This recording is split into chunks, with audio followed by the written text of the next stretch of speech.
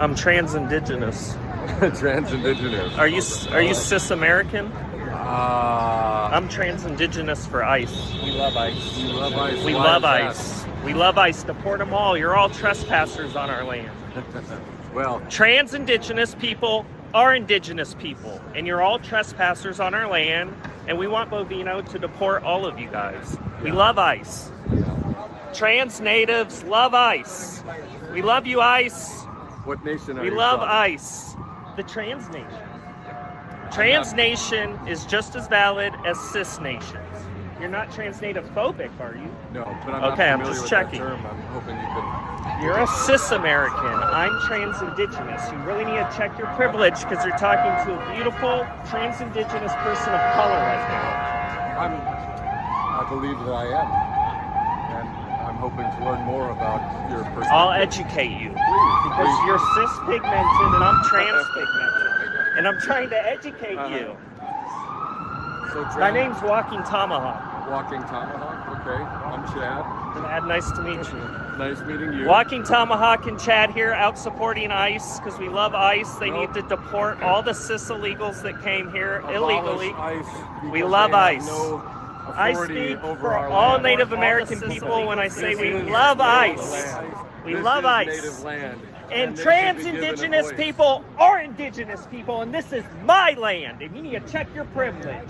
Because you're talking to a beautiful, trans-pigmented, trans-indigenous man of color. What do you mean by transpigmented? I was assigned white at birth by my parents' bigoted doctor, but I identify as Native American. Okay, fantastic. And trans natives are natives, and we're just as valid as cis natives. Sound familiar? Not exactly. It's gender ideology. Gender ideology. Okay, you got it.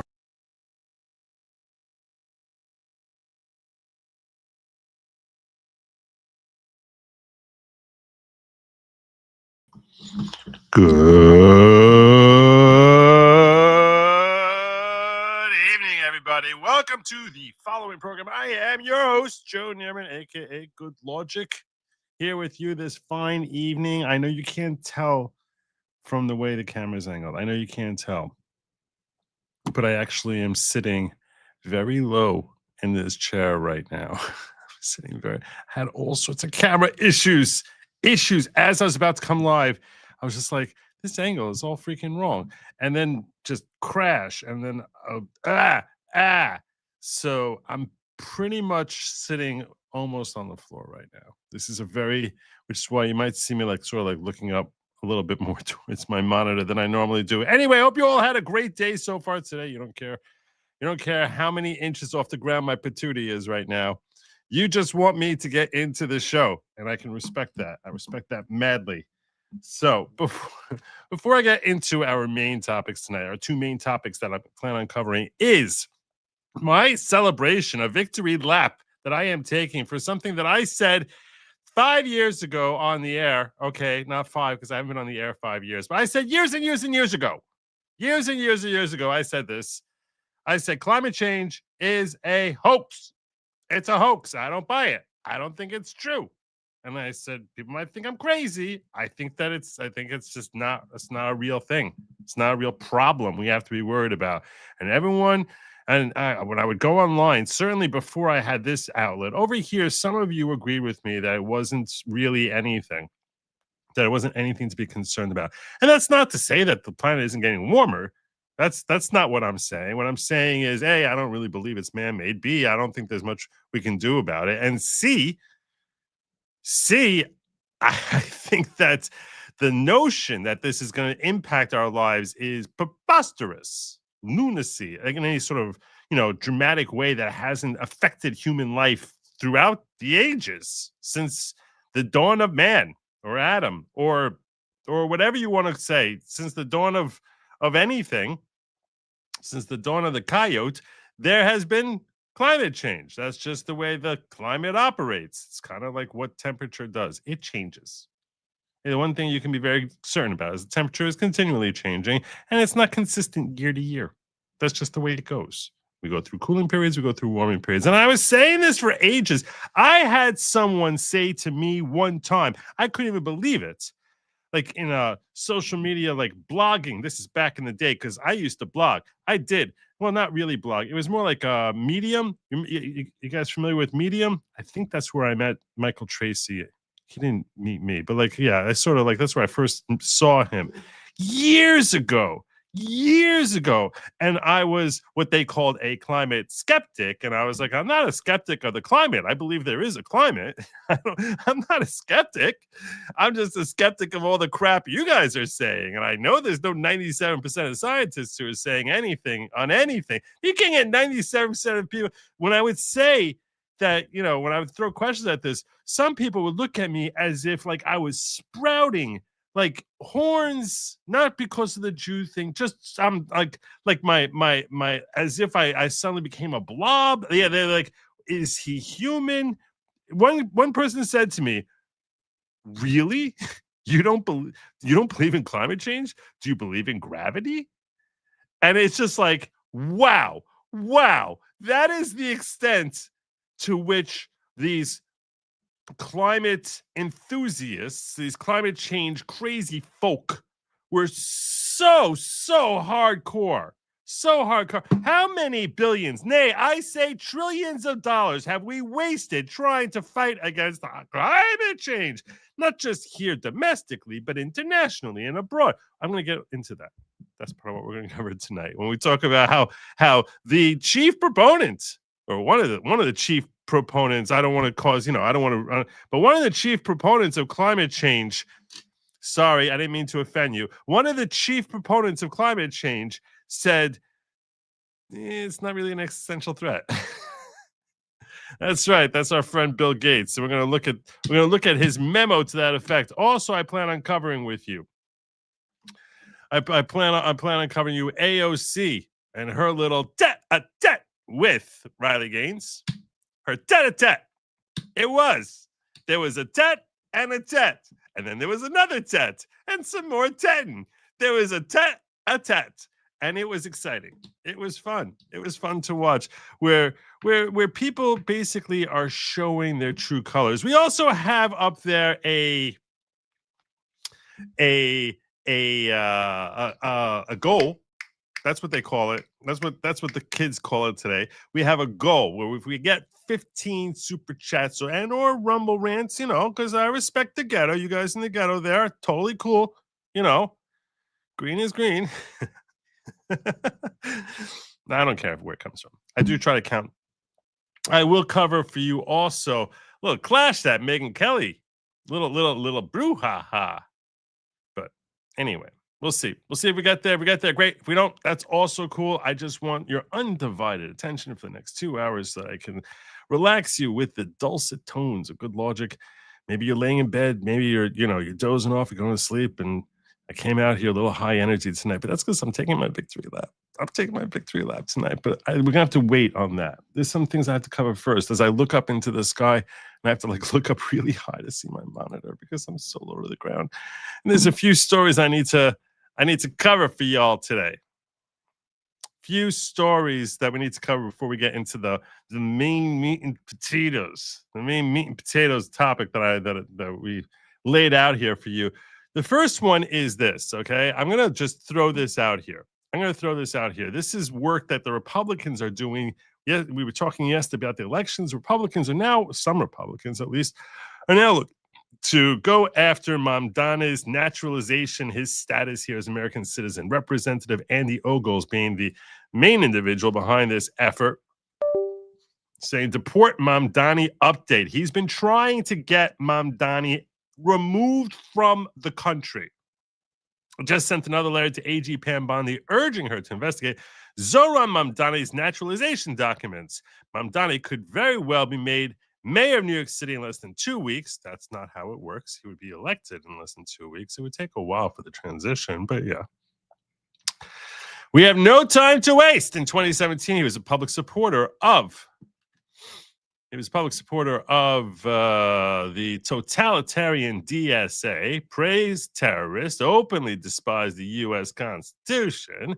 These views must be disclosed during naturalization. If they were withheld, that's a federal crime. If we deport Mamdani for breaking real laws, we can save New York City, take back our country from the Marxists who want to reduce America to a third world wasteland. Now, much of what he says here, I agree with. But hold on. Just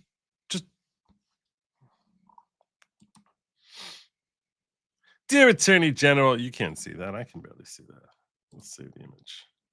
Let's see his letter to AG Pam Bondi. Let's see what we got here. Yeah, that didn't work. That did not work. And the list of things that didn't work, that was definitely up there. That did work, though. Okay. This is his letter to Pam Bondi. I write to follow up my June 26, 2025 letter requesting the DOJ investigate whether Mr. Zohran Kwame Mamdani, currently a candidate for mayor of New York City, should be subject to denaturalization proceedings under 8 U.S.C. 1451A for possible willful misrepresentation or concealment of material facts during his naturalization process. Since that initial inquiry, additional public reporting has raised further questions about Mr. Mamdani's past statements and associations, including his refusal to disavow violent anti-American rhetoric and continued public praise for individuals convicted of providing material support to Hamas. Not Hamas, not Hamas. It's really Hamas. Yes, that's the way you say it. Work on that at home, kids. These developments, documented in the New York Post and other outlets, suggest a broader pattern of conduct inconsistent with the oath of allegiance required of new citizens. American people expect equal enforcement of our immigration laws, particularly when potential ties to designated terrorist organizations are involved. No individual, regardless of political office or public profile, should be shielded from accountability if credible evidence indicates deception or concealment during the citizenship process. I again urge the department to open a formal investigation into whether Mr. Mamdani's public expressions of support for the Holy Land Foundation's convicted leadership and his ongoing rhetoric sympathetic to anti-Israel and anti-U.S. movements were disclosed as required during his naturalization. Failure to disclose such affiliations would constitute material misrepresentation under federal law. The United States must uphold the integrity of its citizenship process and ensure that those who seek to represent the public meet the highest standards of loyalty to this nation. Respectfully request DOJ provide an update on whether an inquiry has been initiated, the scope of that inquiry, the steps being taken to determine whether denaturalization proceedings are warranted. Sincerely, Andy Ogles. Now, I happen to like Andy Ogles. I do. I think he's a nice guy. He's okay. As members of the House go, he's okay. This I would have to rank as one of the stupider ideas I've heard in a while. This is very, very bad idea. I don't like this plan. This is a very, very bad plan. This is basically saying, okay, so we saw just how well and effective the idea of trying to going after political opponents, disqualifying political opponents was when the Democrats worked so hard in 2023 and 2024 to try and remove Donald Trump. We see how powerful and effective that weapon was. Let's go now try to make a martyr out of Mamdani in a way that is most certainly going to fail. This is not going, I don't see it working. And you might think, oh, I'm going from a naturalization judge, and it's not a real judge. It's a different type of judge, and the technically he's violating it. I'm gonna tell you this: there's no chance that if his failure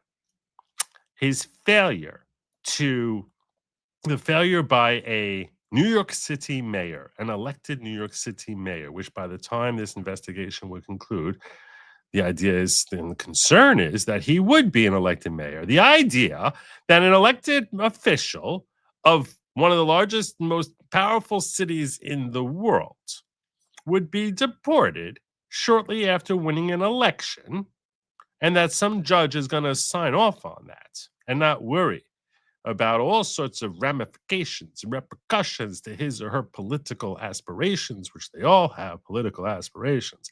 The idea that they would be okay with this and feel confident that this will go all the way up to the Supreme Court, and they're gonna be like, oh yeah, totally fine, that if you don't like the way an outcome of election goes, that you're gonna find some sort of basis which is, legitimate on a technicality, but seems to be thwarting the will of millions of New Yorkers, that you think that for a second that this guy's actually going to get deported at this stage. You are bonkers. That is not going to happen. I predict right now, he will not be deported. This is going to be an embarrassment, because when the deportation efforts fail, and they will, when these deportation efforts fail, you look like a bunch of ponces. Okay? That's what you look like. You look like a bunch of sore loser babies, and this is not the way to go. This does not work, and if anything, you're only helping his election chances by portraying him as a martyr. You're turning him into like Nelson Mandela. This is like Andy Ogles is like a dream come true for Zohran Mamdani, because it's like, oh look, they're trying to trump up bases to try and throw me out of the country because they're so afraid of me. You think that that's not going to invigorate the turnout for Mamdani? There's probably going to be a pretty invigorated turnout already. You already have to expect that. You think that this is not going to like set them off? I'll tell you, you think you're going to find a judge who's going to be like, oh yeah, sure, I'm just deporting the mayor of New York. That's what I'm signing off on. Yeah, you would need to find that he was like literally engaging in terrorist activity to get him deported.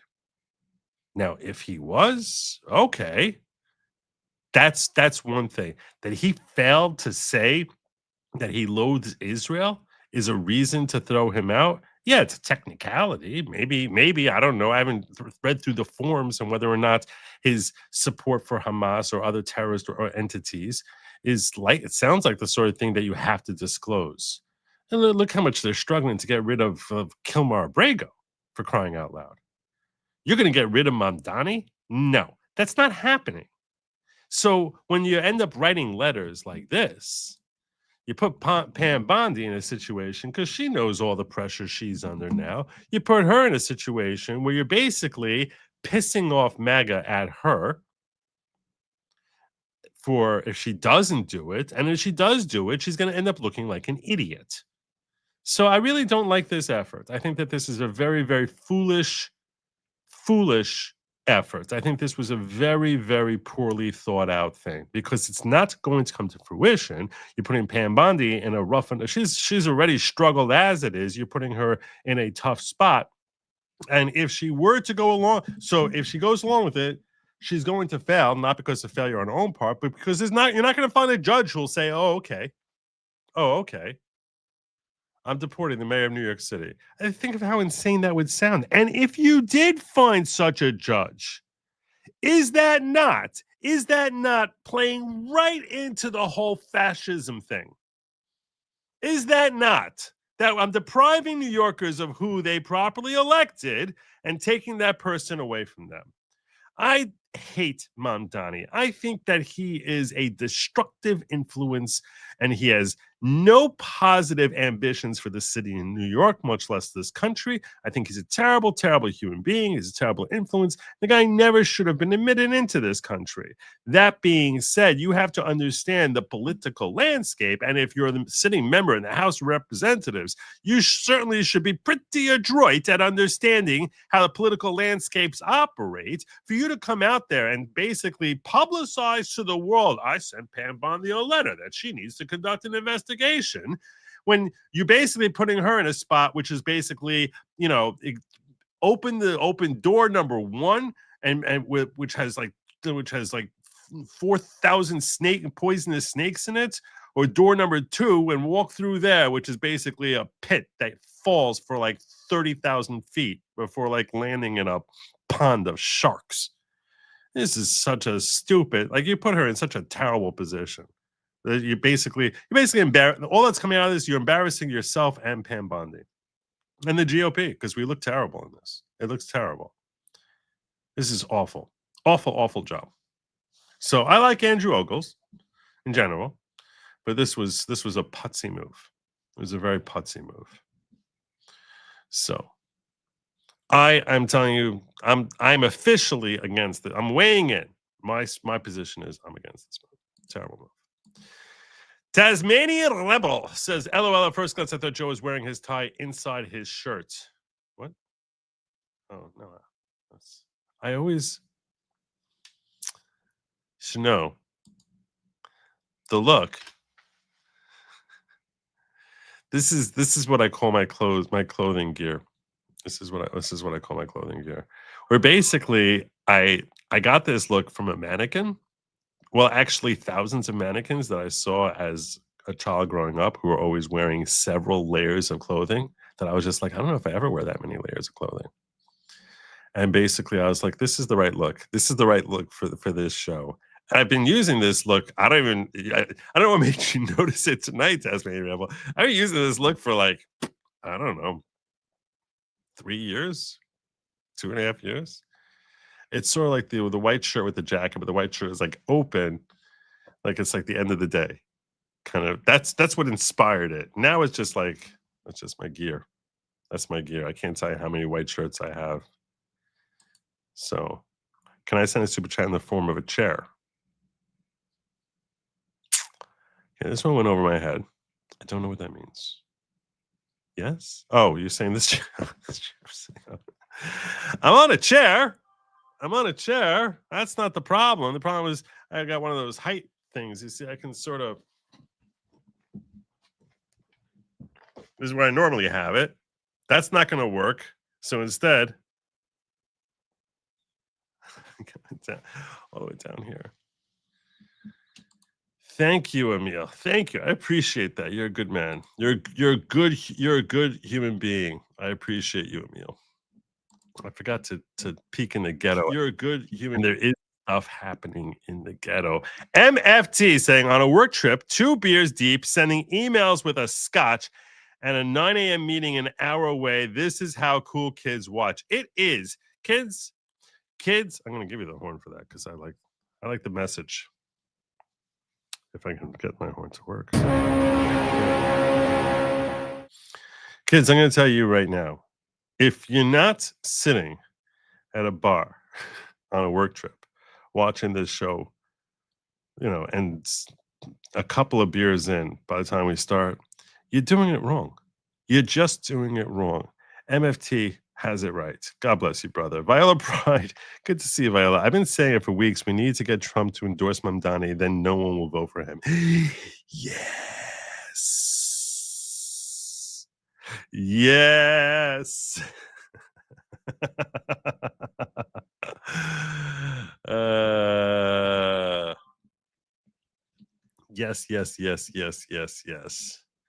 That might work. I don't know.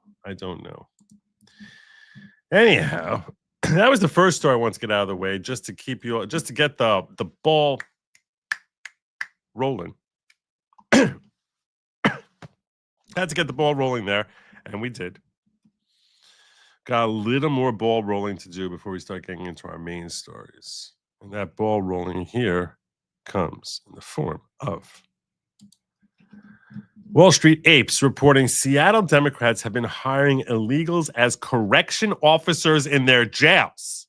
Illegal aliens as their correction officers in their jails, now refusing to fire them even after being exposed. This is great. And Seattle admits to hiring illegal.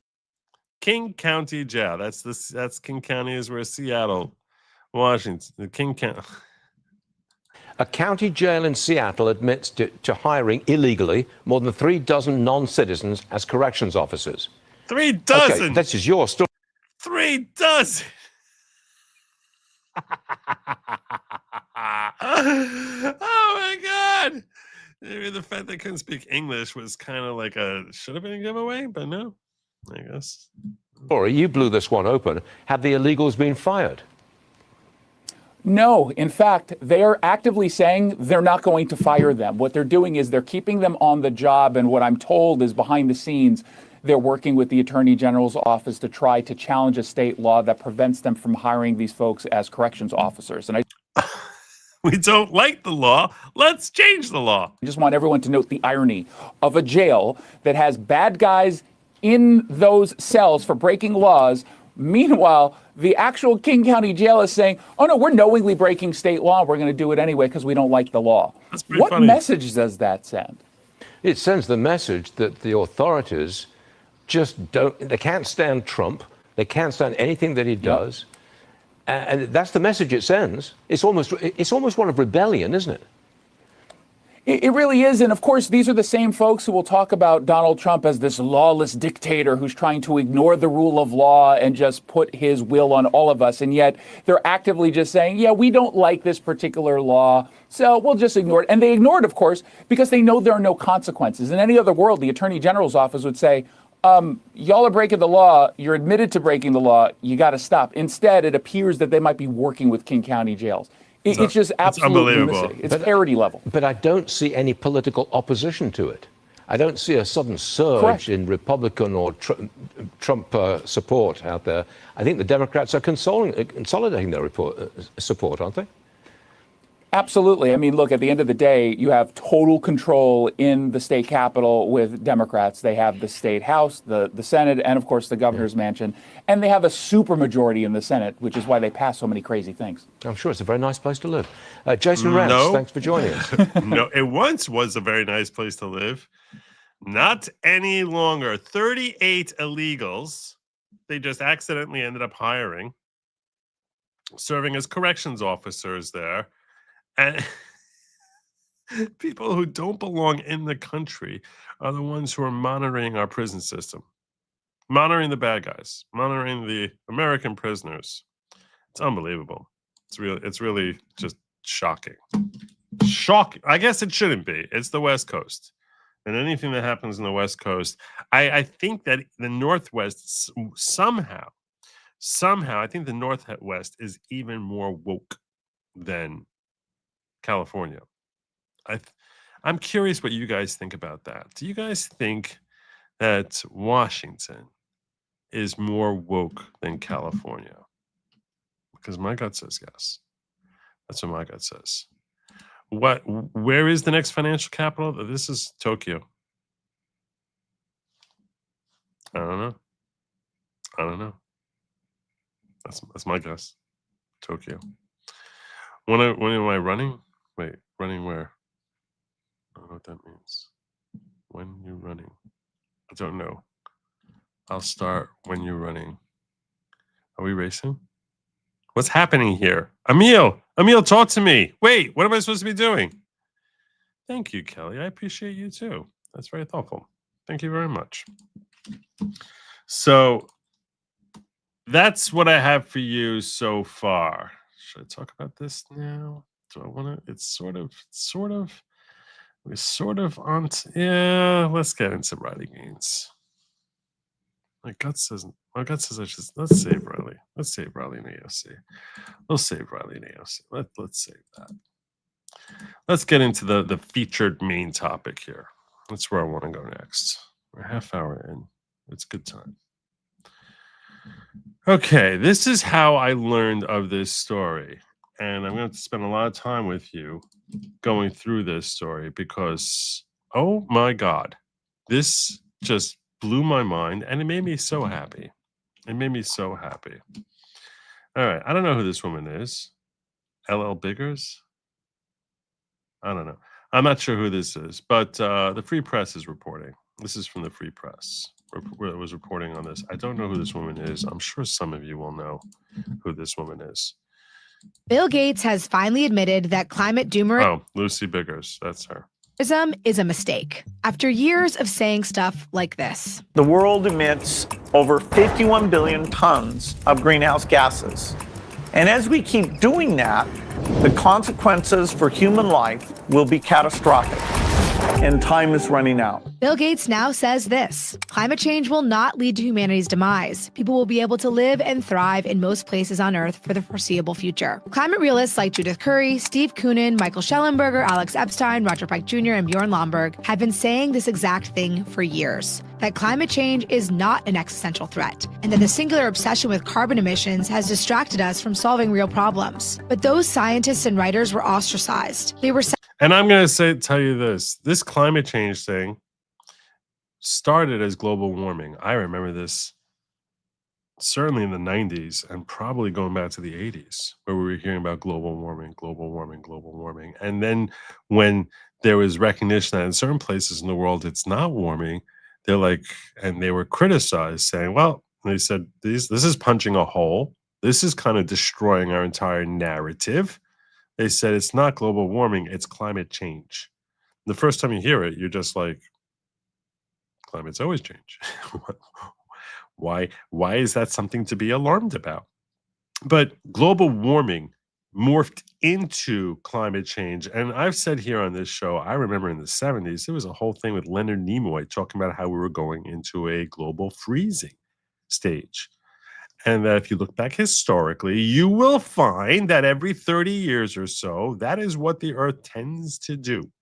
Goes through a warming phase, and a cooling phase, and then a warming phase, and then a cooling phase. Now, I'll be the first to admit, I live in the Northeast. Growing up, I remember there being a lot more snowbound, snow-driven winters than I've seen over the last decade.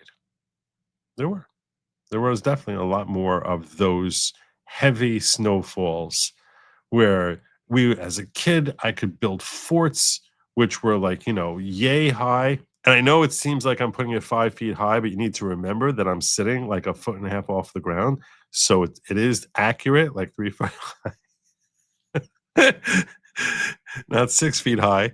And it's not that it just looked eye high, but this is how it looked to me, when we're building our forts. And I remember, building tunnels in the snow. That was growing up in Flushing, New York. And I hadn't seen snow like that in decades. Now, that was the blizzard of, 77, 78? When I was just like a little kid. We had massive snowball fights. We've had snowfall here since I moved to Jersey roughly 20 years ago. We've had some heavy snowfalls, but not really that many. When my kids were young, I remember taking them sledding a whole bunch of times, where I would like just, with a big, massive hill that's like 3 blocks away. And big, massive hill, you go skidding down that thing so fast. And we haven't seen snow like that really in probably like a decade. So I'm not going to deny the fact that there's been much less snow. Attributing it to what we're doing is a whole other step. Claiming that you have a cure or a remedy, or assuming that man was causing these changes. Claiming that, we're going to spend $1 trillion, trillions and trillions, or as AOC with her stupid green plan wanted to spend $90 trillion when she first was a freshman member of the House. You might recall her saying like, hey, this is the plan I wrote. If you got something better, till someone writes something better, I'm the queen here. Which, if you read it, it looked like it was written. The only thing green, it looked like it was written in crayon. It was the stupidest thing in the world. And self-immolating, self-inflicting financial disaster on ourselves. This is the thing that was very bothersome, was that self-inflicting financial damage on ourselves without recognizing the very foreseeable, predictable, and expected outcome that we would merely be causing our own financial ruin while forcing China, which is not acting under any sort of restrictions, to ramp up and just start selling us their stuff, as if China is on a different planet, as if whatever's happening, whatever carbon emissions are happening over China, and Or that's instead of having the smoke pillars come up in this part, we have the smoke pillars come up in that part. And now we're dirt poor because we just went and put ourselves into financial ruin trying to fund this entire thing. And then have to buy everything from China. It was the stupidest thing imaginable. So you're not fixing anything.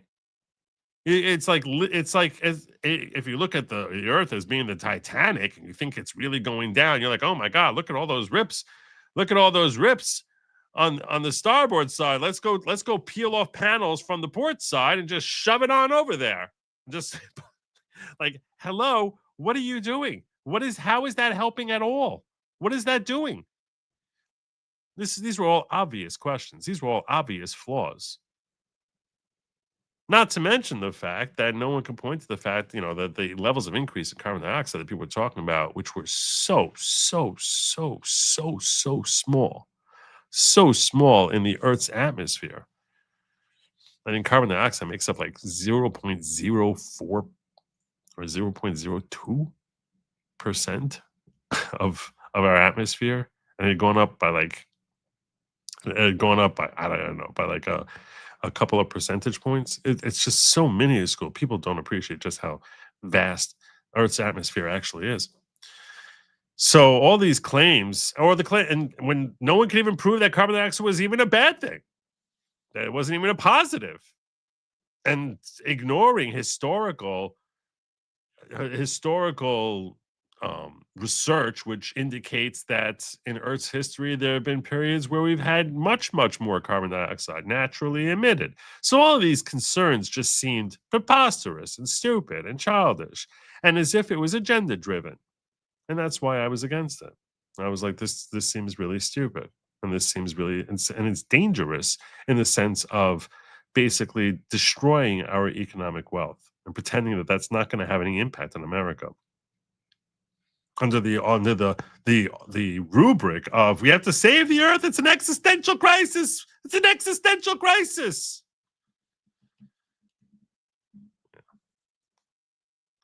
And over the last 20 years, there are two people really who have been screaming about it more than anyone. One of them obviously being Bill Gates, and the other. Dare you? I can't remember the other girl. There was some girl, I don't remember.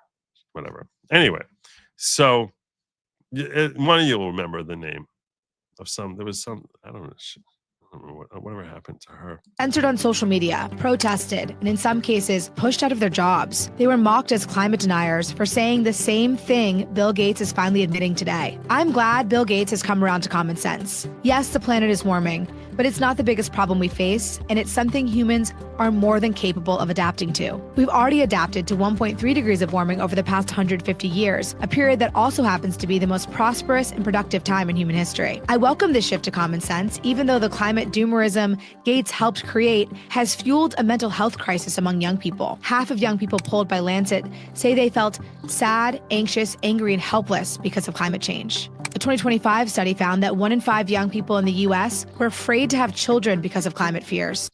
20% of children are afraid of having kids because of this alarmism. 20%. I welcome this shift from Gates, even though for decades, developing countries in Africa have been forced to jump through absurd hoops to meet the West's net zero goals, when we know that developing with fossil fuels is cheaper, faster, and more reliable than the renewable projects we pressure them to build to make ourselves feel virtuous. Meanwhile, and the whole thing about feeling virtuous, that's what this was always about. It was always about feeling good about yourself, not really accomplishing anything, but feeling good about yourself. We put up all these they put up all those windmills in Germany, and then end up spending more money, having more carbon emissions because of it, because they needed so much supplementation from fossil fuels, and ended up basically turning to coal and burning more coal than ever before. Not to mention the waste, all the incidents with lithium batteries and where they were disposing that, and how they had trouble trying to figure out how to basically carve out enough batteries to create electrical energy. There's so many stupid, short-sighted, or you feel like you're a good person even if you're actually harming the planet. But we feel like we're good people, and that's all that matters. It revealed that this whole thing was political. some people think that science became political during COVID. No. COVID simply revealed how political science had been for a long time. Science had been very political for ages.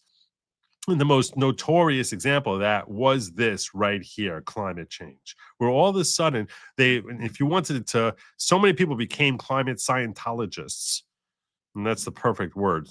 Not climate scientists, climate Scientologists trying to convince everyone about what a complete and total threat to humanity it would be. Bill Nye, the science guy, talking all the time about just how dangerous our atmosphere is and how dangerous carbon dioxide. We have to get to net zero, and this is humanity is at stake here. We're destroying the planet. We're destroying for these other life forms. Forget about humanity. Humanity is all evil. Let's just focus on all the animals who we're brutally going to be suffocating by using up natural resources. Look, I want to be clear here, okay? I'm not in favor of dumping toxins into the atmosphere for no reason. I'm not in favor of irresponsible waste without any regard to what you're doing to the environment. Okay, I think that those who are dumping into our lakes and our rivers should be prosecuted. They're bad people. It's a very selfish thing because you want to have a healthy environment. You don't want to have the entire country turn into a waste dump.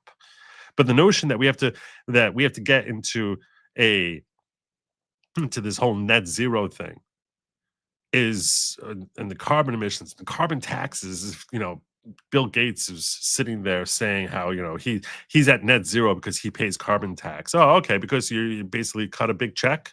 You cut a big check, so that basically says you can fly around on your private jets.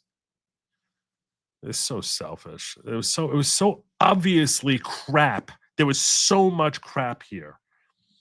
So the idea that there's finally an admission that, hey, this isn't an existential threat.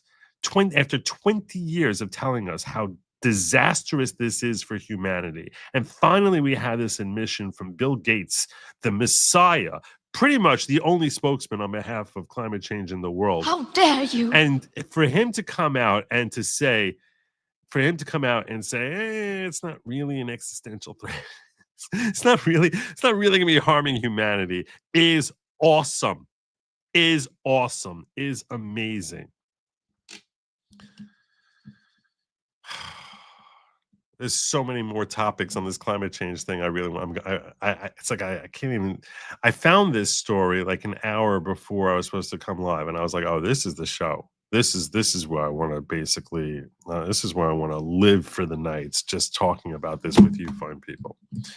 But we got a lot more on that. The West still gets 80% of its energy from fossil fuels. Now Gates says this is a chance to refocus on the metric that should count even more than emissions and temperature change, improving lives. And Bill says we should now he wants to improve lives. All of a sudden, this is a guy who was saying there were too many humans on the planet and we need to reduce how many humans there are. Literally, like seeming like he was morphing into Thanos before our eyes, using the vast wealth that he accumulated for himself to basically say, well, I made all this money, I might as well use it to destroy humanity, to save humanity by destroying humanity, or some sort of cockamamie thing that you would think was written by Ian Fleming as lines for Dr. No to throw out there. And this guy is basically living it with his billions of dollars and saying, he wants to blot out the sun. Do you remember that plan he had? He's like, so I'm thinking that maybe we'll just blot out the sun. Like I saw this on an episode of The Simpsons where Montgomery Burns was going to do this. So we're going to blot out the sun to help protect humanity from the sun's harmful rays. Like this is a plan that couldn't possibly go wrong. Nothing could go wrong with this. This sounds awesome. We're going to the whole blot out the sun plan. I mean, what a freaking lunatic. Don't get me started on Bill Gates and COVID. Don't get me started there. Oh, yeah, and let's not forget the patriarch, Al Gore, who invented the internet and climate change. Focus our international resources on addressing poverty and disease. So now he wants to focus on addressing poverty and disease. because he's such a hero. And look, I've said many times before, and I'll probably say it again. The one thing I have to respect about Bill Gates, I don't begrudge him his money at all. Not at all, because he's probably done more to transform this planet than anyone with his invention of the personal home computer. I mean, it changed the world. If you're a young person now, you cannot imagine just how dramatically different human life is throughout the planet, and how many millions of lives have almost certainly been saved, born because of the invention of the personal home computer, considering what computers were beforehand to what he created. So he changed humanity and got fabulously wealthy for it, was handsomely paid for it, and well deserved. And I don't begrudge him that at all. What I begrudge is what he did with that money once he earned it, which is basically he became a supervillain, where he wanted to wipe out humanity for the purposes of saving it because there are too many humans eating up the planet, and talking about climate change and all this other idiocy and nonsense, which was basically affecting governments and governmental policy on an international level, which is long-term disastrous.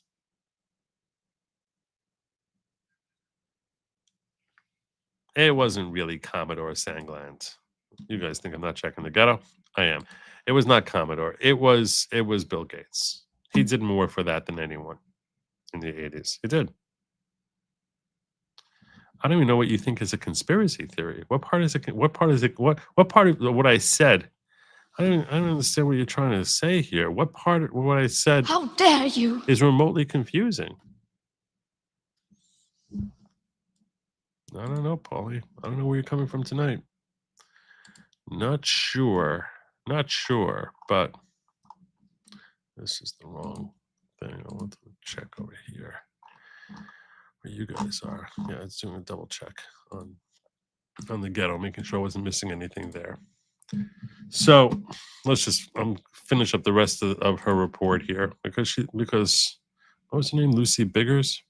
And I agree. But if he's serious about making things better, it should start with an apology tour. Apologize to the scientists who were punished for speaking the truth. Apologize to the young people who sacrificed their futures because of the fear you helped spread.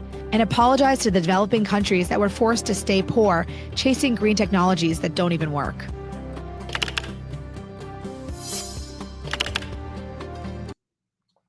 And there's absolutely no question that that if you enter the climate research industry, you were going to get funding if you found results that met this green agenda.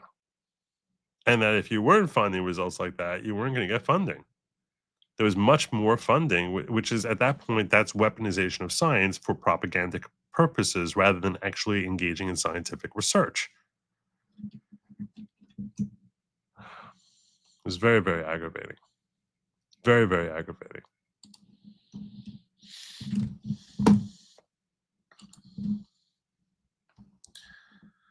Very, very aggravating. Let's check out his report here.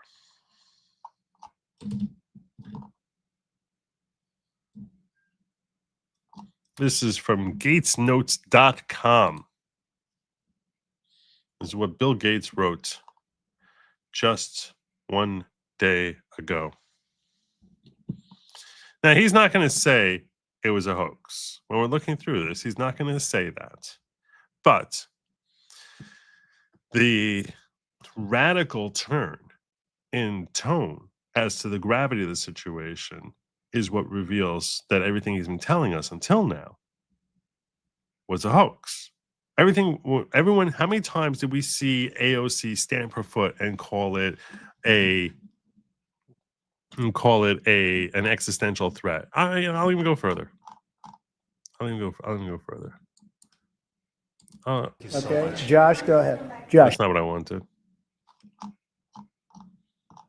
Here, pull this up before we go into this, just so we can all appreciate how seriously this has been brought up. Look, the Inflation Reduction Act is also the most significant investment 2023 State of the Union ever in climate change. Ever. Right. Thank you, Bill Gates, for admitting that this was a complete waste of money. Lowering utility bills, creating American jobs, leading the world to a clean energy future. I visited the devastating aftermath of record floods, droughts, storms, and wildfires. Nothing to do with climate change. There have always been hurricanes, droughts. There's always been natural catastrophe, but every time there's been any sort of natural catastrophe in the last 10 years, it's always been attributed to climate change. As if not for climate change, there's never a hurricane. There's never a drought, but for climate change. Never a forest fire, but for climate change. From Arizona to Mexico to all the way up to the Canadian border. More timber has been burned, that I've observed from helicopters, than the entire state of Missouri. And show me that, because I don't believe that. Entire state of Missouri? Missouri's a big state. we don't have global warming, not a problem. In addition to emergency recovery, from Puerto Rico to Florida to Idaho, we're rebuilding for the long term. New electric grids that are able to weather major storms and not prevent those forest fires. Roads and water systems withstand the next big flood. Clean energy to cut pollution and create jobs in communities often left behind. We're going to build 500,000 electric vehicle charging stations installed across the country by Now, how are you creating the electricity for that? tens of thousands of IBW workers. How are you creating electricity for that? Because this is the thing that they always would forget about, which is, well, for electricity, we kind of use fossil fuels to create the electricity because there's no way for us to generate that amount of electricity without fossil fuels. So, but now we can have the end user feel like they're clean in that they're using electrical energy. So who cares if the fact that the electricity they're getting is every bit as damaging to the environment? They don't care about that. Or the fact that they can't actually sustain and produce those levels of electricity. Make all these stations here. And we're helping families save. I read a report, this is I think a year ago, where they basically, I think they had spent $8 billion and had built 8 charging stations so far. Let's stand up there and applaud, because you guys are big winners. Big winners. America's big winners. More than $1,000 a year with tax credits to purchase electric vehicles and efficient appliances, energy efficient appliances. Historic conservation efforts to. All right, I'm done with him, because frankly, all society is done with him. But it's just one guy after all another. over this country, people wake up in the morning and they're shaking their heads and they're saying, what is going on in our country? We are looking at a pandemic which has now taken over 190,000 lives. Mm-hmm. We're looking at an economic meltdown which has cost us tens of millions of jobs. Mm-hmm. People are struggling to put food on the table. They're worried about getting evicted. They don't have any health care. Yeah. They're wondering how they're going to survive. It's tomorrow. climate change.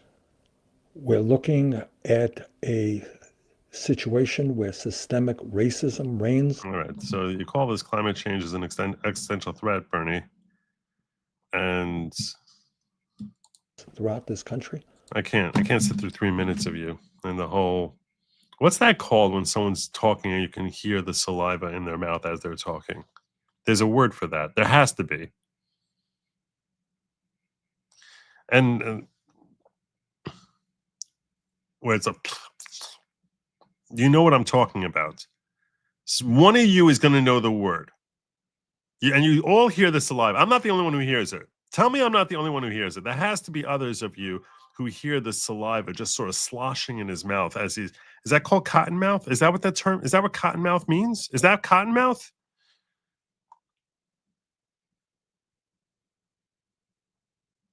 Sibilance? Maybe it's spittle. I guess it's called. It's not boomer mouth. Shut up.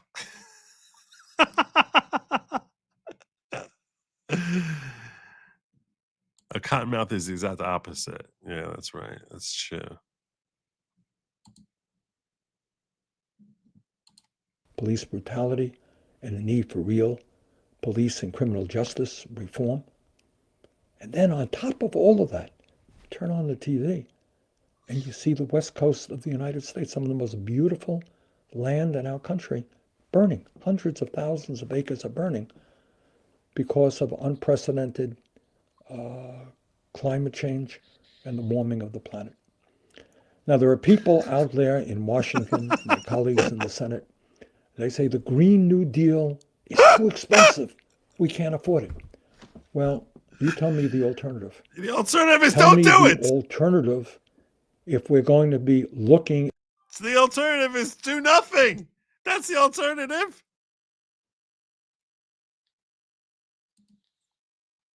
Oh my God. That's the alternative. I think Slobbermouth is totally winning here.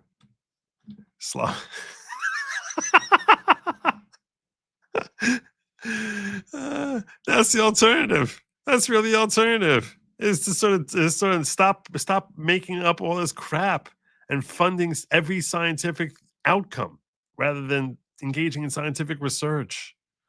So stupid. Everything about this was so stupid. All right, let's hear from Bill. Why am I getting this? What's happening here? All right.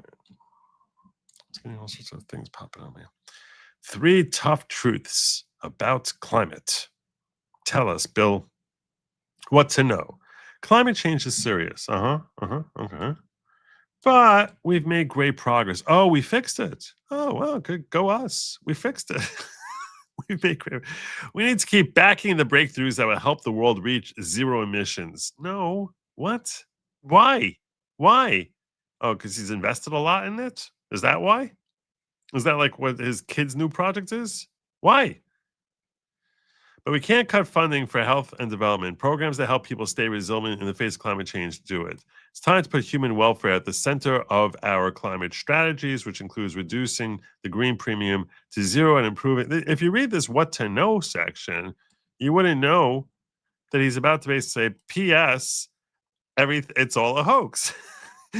There's nowhere in this first paragraph here where you know that he's going to say, P.S., just kidding. But it comes so early here. There's a doomsday view of climate change that goes like this. In a few decades, cataclysmic climate change will decimate civilization. The evidence is all around us. Just look at the heat waves and the storms caused by rising global temperatures. Nothing matters more than limiting the rise in temperature. Fortunately for all of us, this view is wrong, not true. I know I've been saying it forever, but that's wrong. It's not cataclysmic. Although climate change will have serious consequences, particularly for people in the poorest countries, it will not lead to humanity's demise. Okay.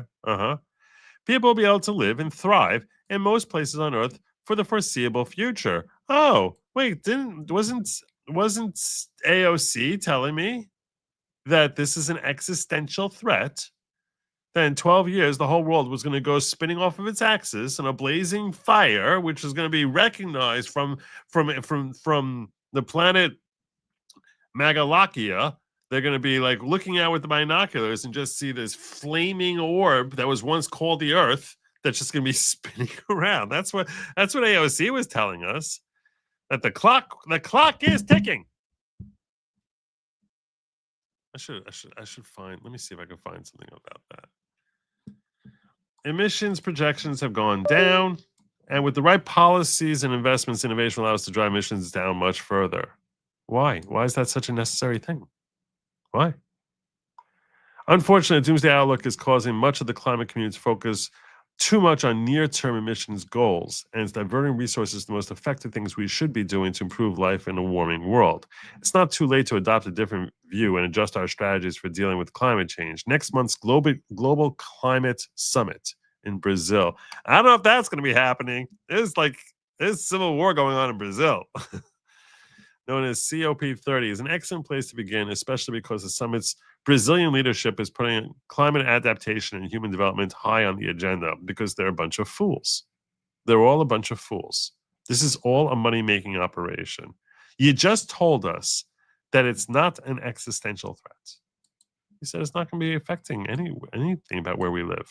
That's what you told us. That's what you said. You said this. It will not lead to humanity's demise. People will be able to live and thrive in most places on Earth for the foreseeable future. That's saying everything you told us for the last 20 years was a lie. You're a big fat stinking liar. Why would anyone believe this guy any longer? So stupid. To be clear, climate change is very important. Oh, it is. And this is where he talks about his own carbon footprint. I know some climate advocates will disagree with me, call me a hypocrite because my own carbon footprint, which I fully offset with legitimate carbon credits. Which, what is carbon credits? That means I write a check to help save the jungles of Brazil. That's what it means. It means I give money to the apes in Africa. That it means I'm saving the hippos and I'm saving the whales with a big fat check.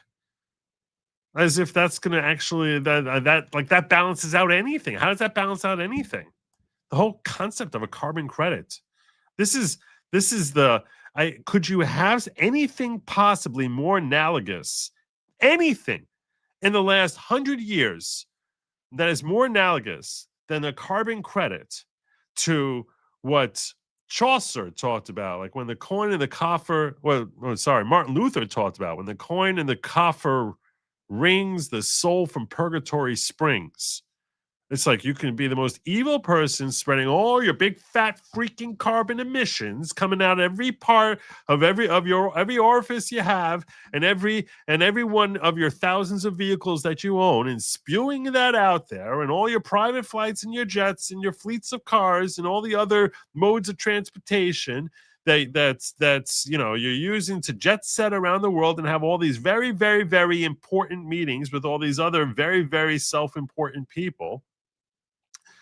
And you cure that, the earth is suddenly magically cured, that stain is erased because you write a big fat check. You drop a big fat coin in the coffer, and all of the problems that you created with your freaking carbon emissions, that just goes away. Just goes away. Oh, you're good. You're net zero. Oh, you're so good. Oh, you're not just net zero, you're net negative. You're net negative.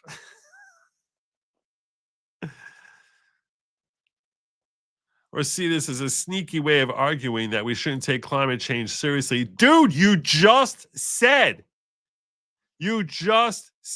people will be able to live and thrive in most places on Earth for the foreseeable future. This is not an existential threat. So nothing sneaky. It's your own stinking words, you jackass. Climate change is a very important problem. It needs to be solved along with other problems like malaria, malnutrition. What the hell does that have to do with climate change? Malaria. Every 10th of a degree of heating that we prevent is hugely beneficial because a stable climate makes it easier to improve people's lives. So let's spend trillions of dollars trying to try and make sure it's a little bit easier to improve people's lives. It's so self-important. So elitist. Oh my God. Thank you. Thank you, our very kind overlord.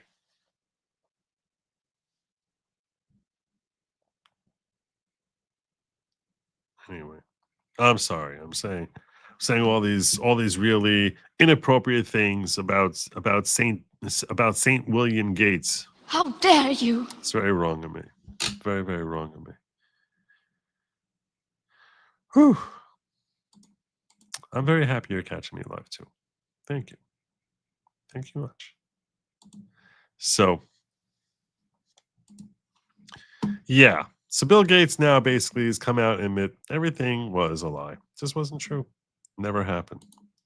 Never. Whoops. Whoops.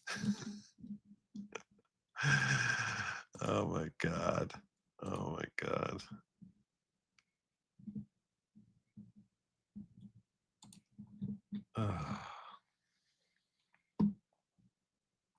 So aggravating.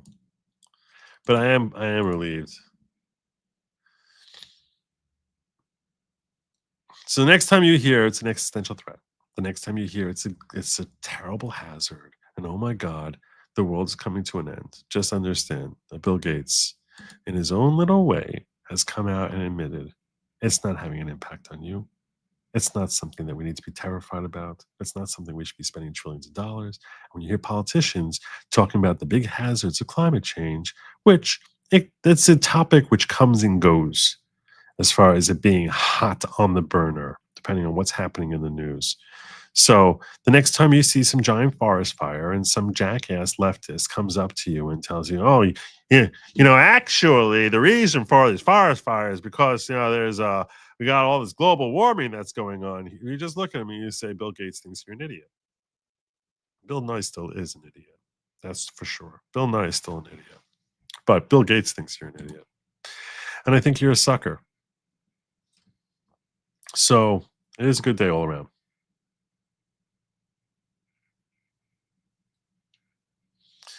Let me catch up on some of the chats. In the late 70s, early 80s, they were talking about the ice age, vent global warming, vent climate change. I can find it for the insanity between. That wasn't what I wanted. That wasn't what I wanted either. I can try and find it for you.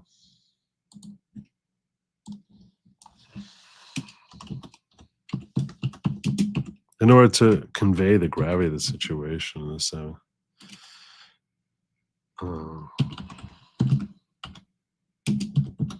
they used, Mr. Spock. At least 8 times in the past million. Because, he was recognized as being the smartest man on the planet back in the late 60s, early 70s. This is what they were saying. At least 8 times in the past 1,000,000 years, it has advanced and retreated with clockwork regularity. If we are unprepared for the next advance, the result could be hunger and death on a scale unprecedented in all of history. What scientists are telling us now is that the threat of an ice age is not as remote as they once thought.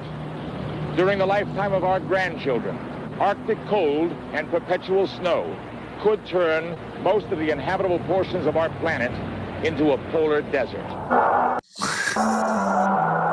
This is in the 70s. In 1977, the worst winter in a century struck the United States. Arctic cold gripped the Midwest for weeks on end.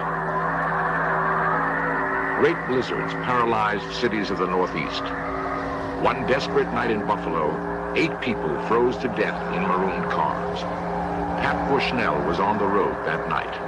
Traffic just absolutely stopped. I was afraid of being stuck in the car all night long with the cold and the wind running out of gas. And then what? I think that if we had to go through a real bad winter, just like we just went through, I think we'd have to think about moving someplace else. Move where? The brutal Buffalo winter might become common all over the United States. Climate experts believe the next ice age is on its way. According to recent evidence, it could come sooner than anyone had expected.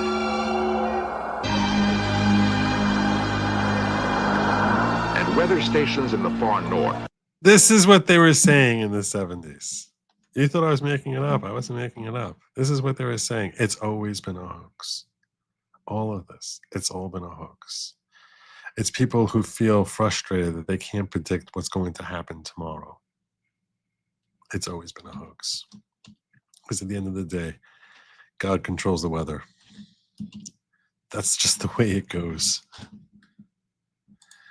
God controls the weather. You sort of need to learn to accept that and stop pretending that you can control it or dictate it or have some... No. You're basically left to his mercy. The best you can do or hope to do is to move to some place which is likely to have better weather, I guess. Bill is building nuclear plants. That's what changed. Oh, there you go. There you go. So you're saying Mother Nature gets hormonal every 30 years instead of every 30 days. Kind of. We're kind of due for a cooling claim. We consider, it's really since the 90s that they've been talking about heating. We're kind of due for a cooling claim. Peace, bro. I work for a company. All right, cool. What's interesting is since carbon dioxide levels have gone up, the Earth has gotten more free, which is exactly what we would expect to happen. What do you mean more free? More free how? I don't know what that means. Green, not free. Stupid. Okay. Yeah, that's what you would think would happen, right? I mean, that's what plant life, breathes carbon dioxide. So you would think that it would get more green. Also, obviously, it was about actually helping to plan it and not something else. We would be heavily investing in fourth generation nuclear power. So that's something else that in the 70s and 80s, particularly in the 80s after Chernobyl, everyone was terrified of nuclear power. It sent a chill on the development of nuclear power after Chernobyl. Terrified. Basically picturing like the entire planet is going to end up looking like Mars in that movement, in that Schwarzenegger movie, Total Recall. Like just women with 4 arms, people having two life forms merged into one, everyone being like a Siamese twin, or having massive growths, having basically a nose on their shoulder kind of defects. So it was like, we really don't want that. We really don't want that. I really don't want a nose growing out of my shoulder. Think of how gross it would be every time I sneeze. It'd be running down my chest. It would be gross. It's disgusting. I can't. We can't have that. That was like the thinking in the 80s after Chernobyl. What about Kazakhstan? Kazakhstan, they have their own problems. It's always cold there. Shorter gates. I was wrong to terrify the world for decades. Oopsie poopsie. Oopsie poopsie. Oopsie poopsie. The World Economic Forum reps to the humans are hackable animals. That's how low they think of us. Yeah. No, we are just basically, we're just carbon-based life forms. And I was trying to explain this yesterday. If you missed locals, shame on you. But the best part of the locals conversation, the part I enjoyed most, really was the last half hour, 45 minutes after we were breaking down, and I was watching with my audience a video which was explaining how socialism has a birthplace in a notion that man is essentially evil or inept, incompetent, and or evil. Man is bad. Whereas democracy comes from a birthplace of man is good. Man can choose good leaders.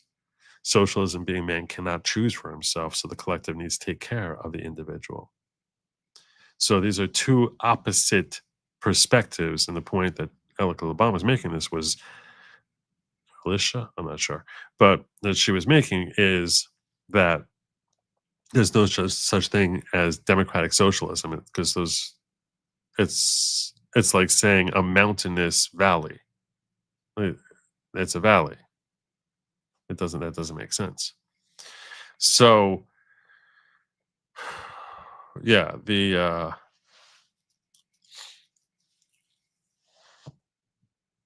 nature of the conversation morphed into me talking about whether or not man is born good or evil.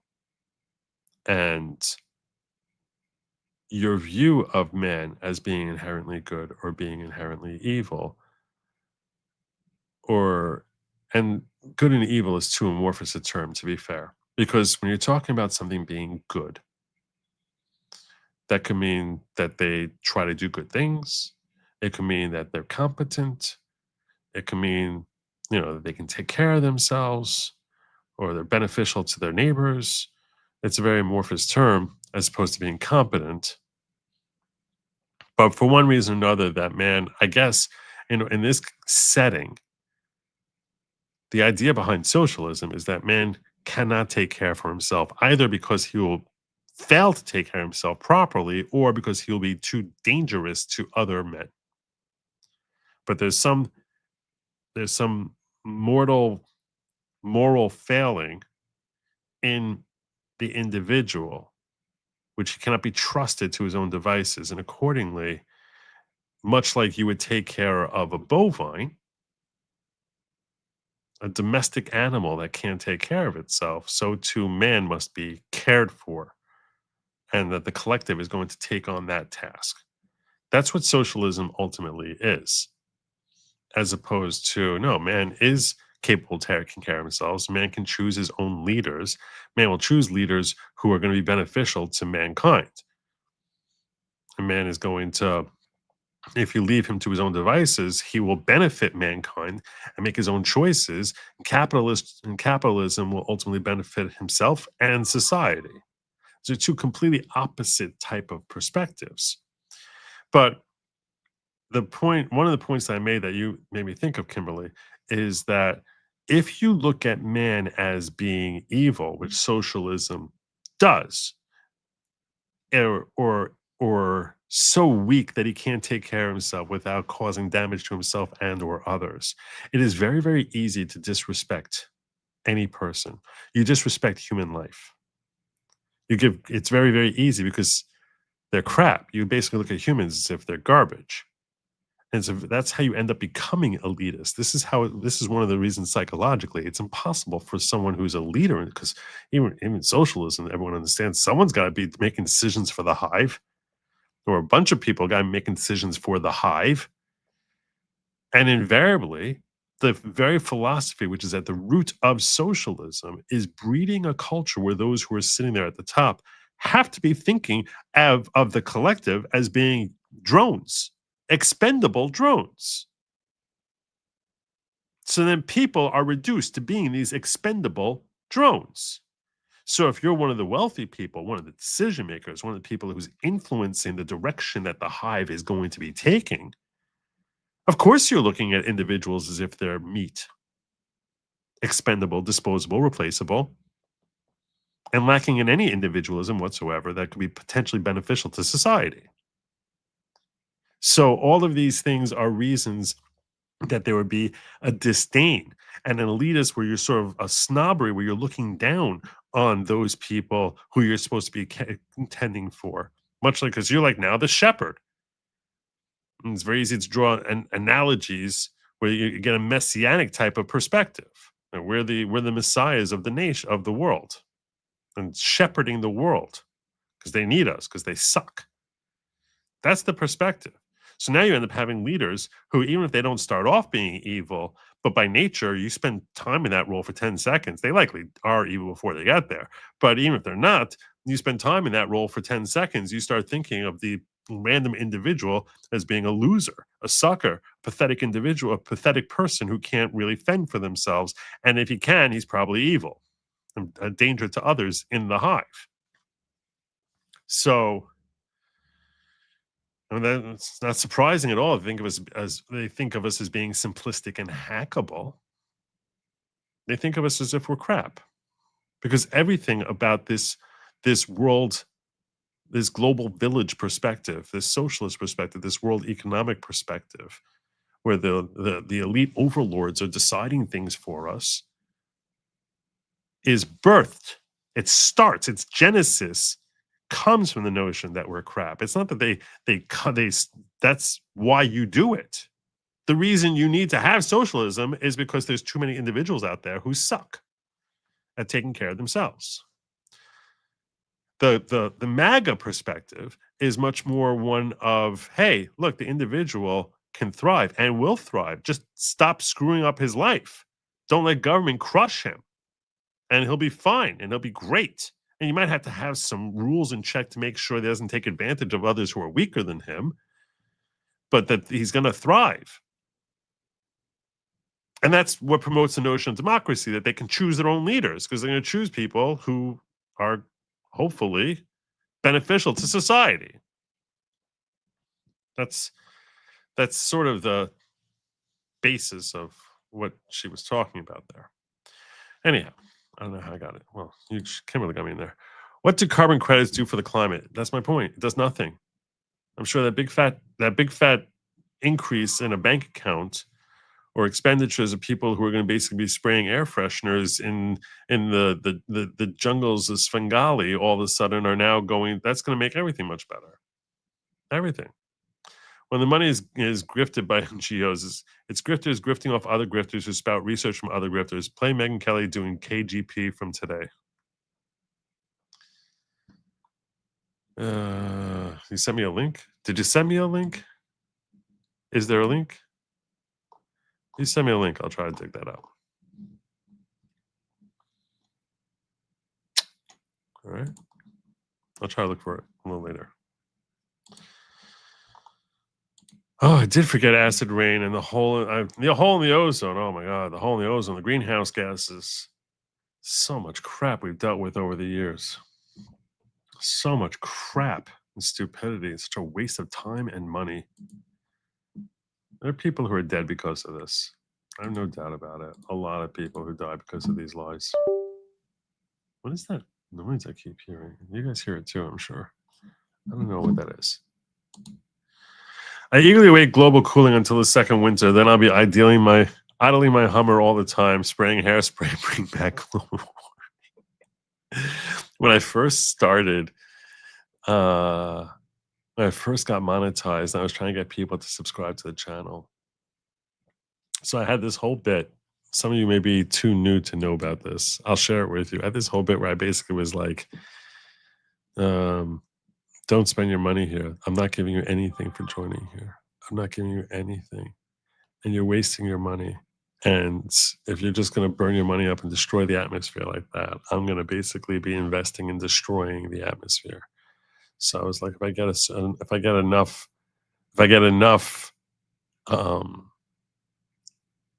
paying monthly members, that I was going to get myself a Hummer.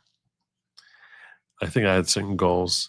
Like I think at 5,000, I was going to get a Hummer, and at 10,000, I would leave it running for a day.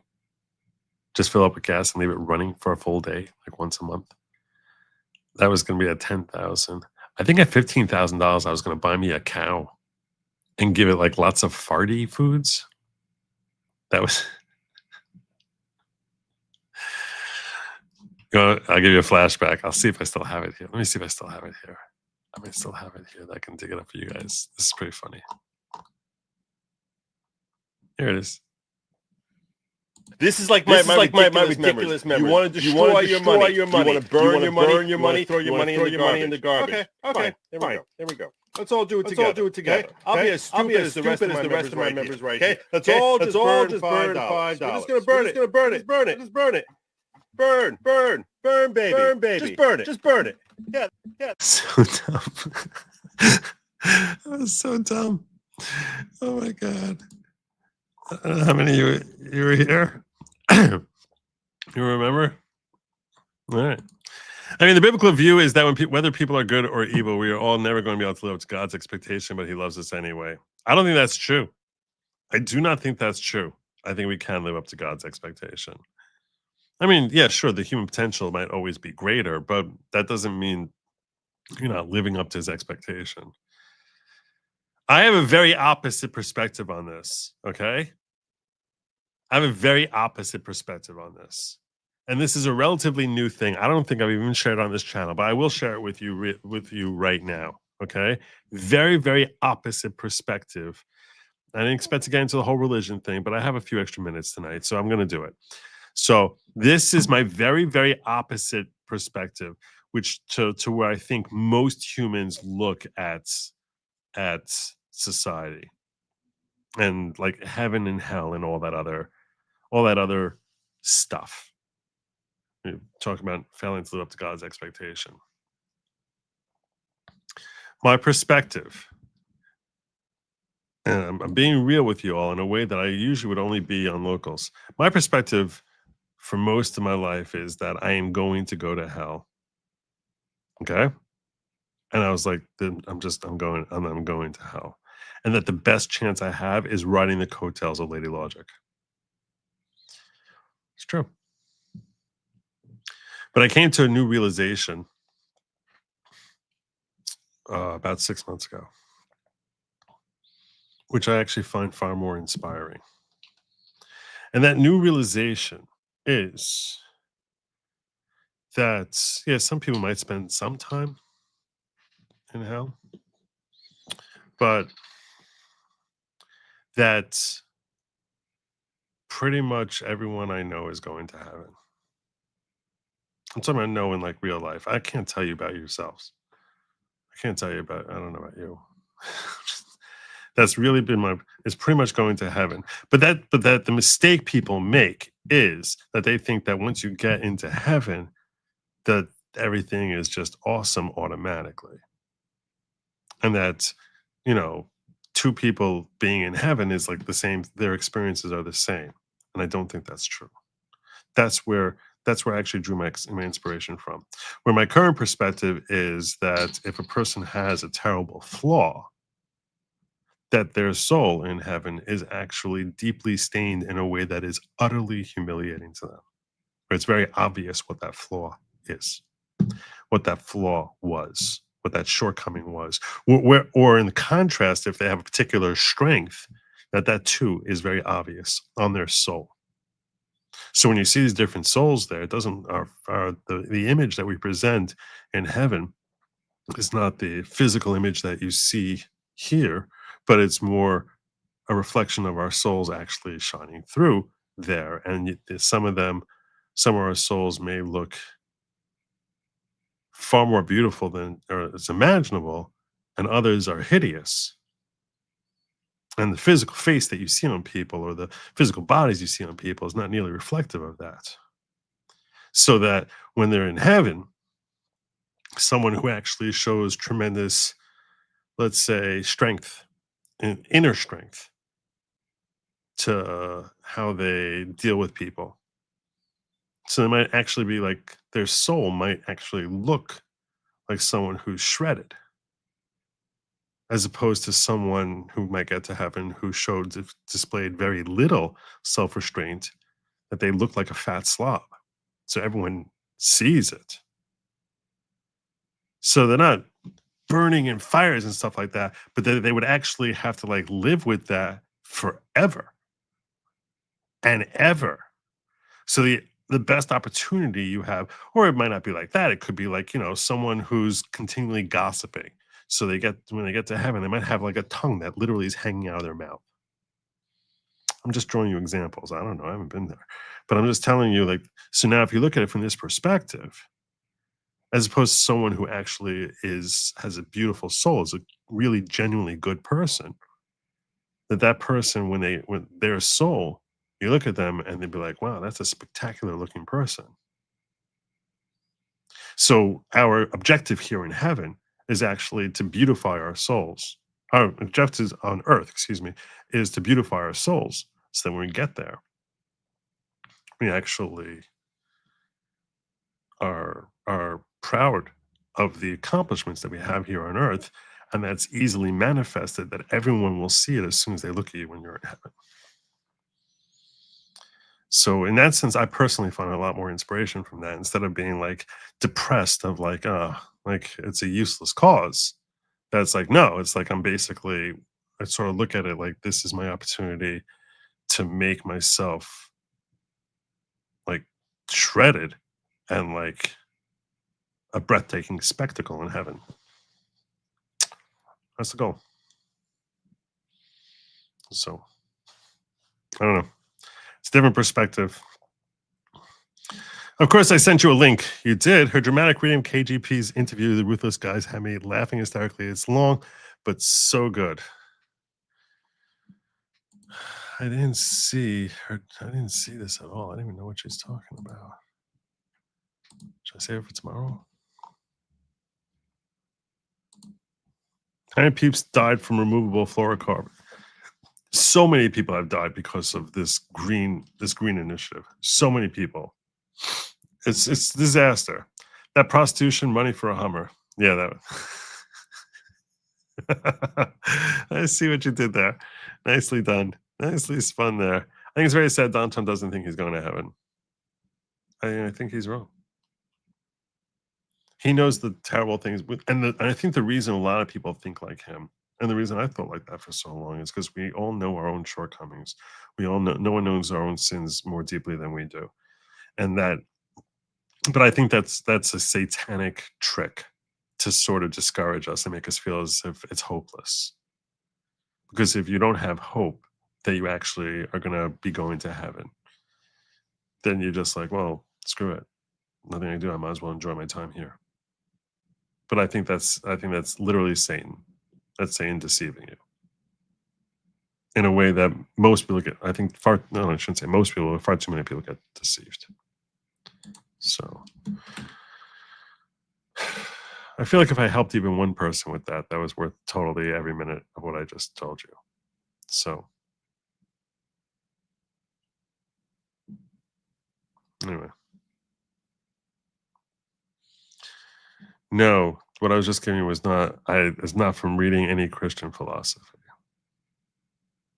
No, it was purely Jewish.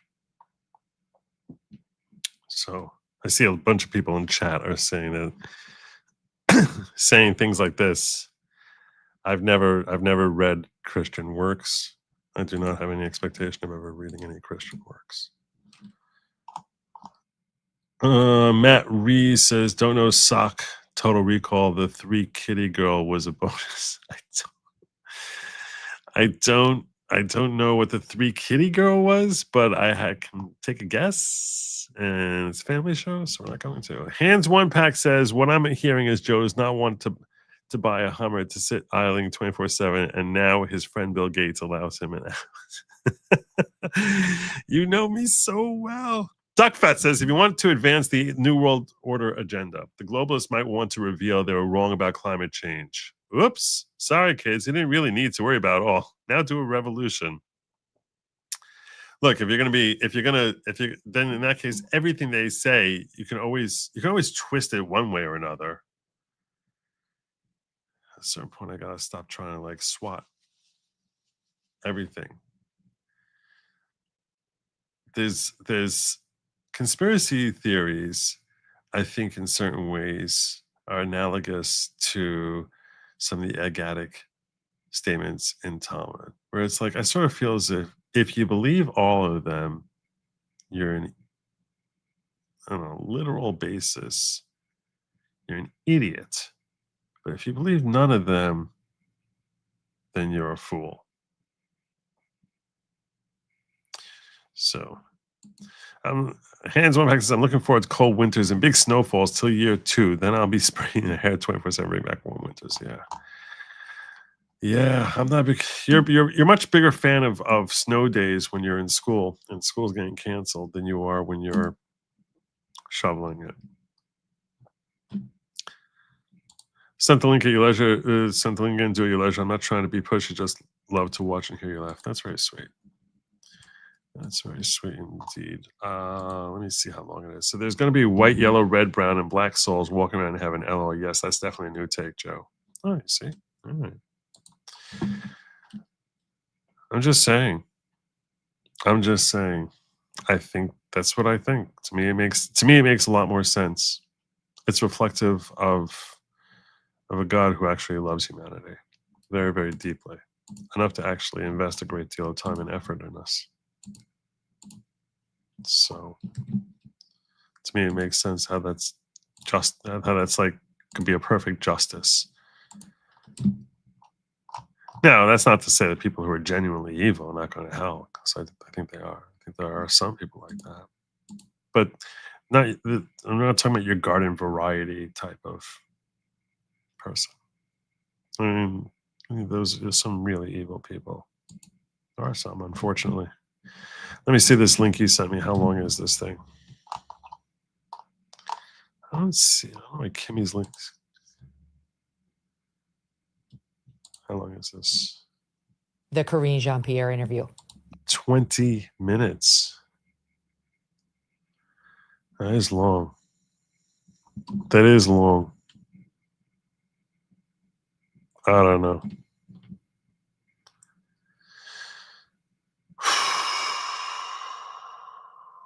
That's long. Maybe if we hit our goal tonight. I'll do it. That's a good one. I don't think we're going to hit our goal, though. I don't think that's going to happen. But if we hit the goal, then we'll do it. There you go. I put in that there was a Megyn Kelly thing that we were going to cover, but I'll make it that the Megyn Kelly thing. So we hit our goal, which there's still a little time left. Still some time left. Still about like 20 minutes left. It's going to require some inspiration, some inspired takes, a real push to hit our goal, which is 15 yellows. And so far, you can tack on 3 more. There have been 3 more yellows. So we need to hit like a dozen in YouTube, even though it says 15. So we need a bunch more. We'll see. If we get there, we get there. Meanwhile, let me move on to a couple other topics I want to hit on. Look at this. Look at this. Breaking, the Senate just voted 52 to 48 to end Trump's 50% tariffs on Brazil. Yes, Republicans across the aisle in order to do something that's good for America. How is that good for America? That's a pretty stupid take. Donald Trump's grip is beginning to crumble. Mad props to all Republicans who decide that America is bigger than Trump. And then these are America's not bigger than Trump. 48. This is his. On this vote, the yeas are 52, and the nays are 48, and the joint resolution is passed. Pathetic.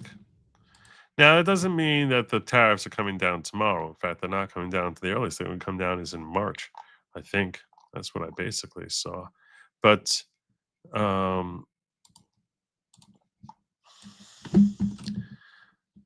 Johnny Maga is reporting the Senate just voted to overturn Trump's tariff on Brazil with 5 rhinos joining Democrats. Rand Paul, that's not a surprise. I wouldn't call him a rhino. Susan Collins, Mitch McConnell, Lisa Murkowski, and Tom Tillis. Thankfully, we get to replace 2 of them with MAGA senators when they retire next year. True. Lisa Murkowski is going to be there for a while, though. I don't know how the F we're ever going to get rid of her. She's a disaster. And yeah, Rand Paul is like this strict interpretation of the Constitution. I point out, it is their power. It is their power. Why can't you endorse it, though? Why wouldn't you endorse it? For the goals. All right, cool. I can't afford this, but here's my second 10. Stop it, Kimmy. You make me feel all guilty. I wasn't pushing you. How is it even legal? But I appreciate it, Kimmy. I feel so guilty. How is it even legal for the Senate to do that when the executive is the sole diplomatic organ of the United States? I would think like you would think. But the power to drop duties is how it's referenced in the Constitution as being an Article 1 power for Congress. I don't know why the Founding Fathers did that. I can speculate historically why they did that. But our Constitution, if you look at our Constitution, and that's what Rand Paul has said, that the power to issue tariffs is legislative, not executive. Now, I agree with you that the notion of giving the president leverage to negotiate tariffs and for the purposes of having him be the point man of diplomatic relations with foreign nations seems logical. And that is his role. Like, he is the end all and be all on international relations. So the Constitution, if I was drafting it, I would have given that power to the president. But I cannot deny the very words of the Constitution certainly seem to imply what Rand Paul is saying here. That being said, the Senate could have chosen to go along with his tariffs. And in that case, they have Congress agreeing to it.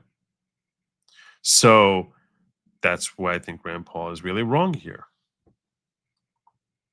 Even though the Constitution says it's their power, well, okay, they can cede that power to him.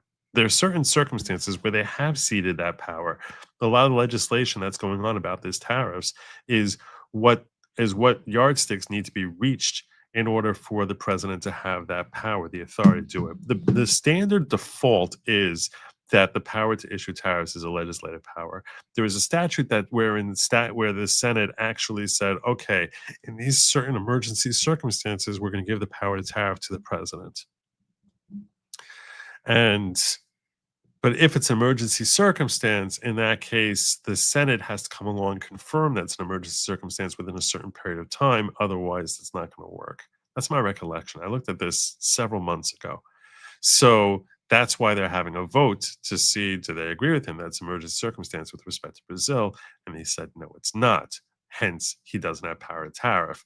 But this whole thing, from what I understand, only kicks out in March. And it still has to get through the House. The House has to agree with the Senate.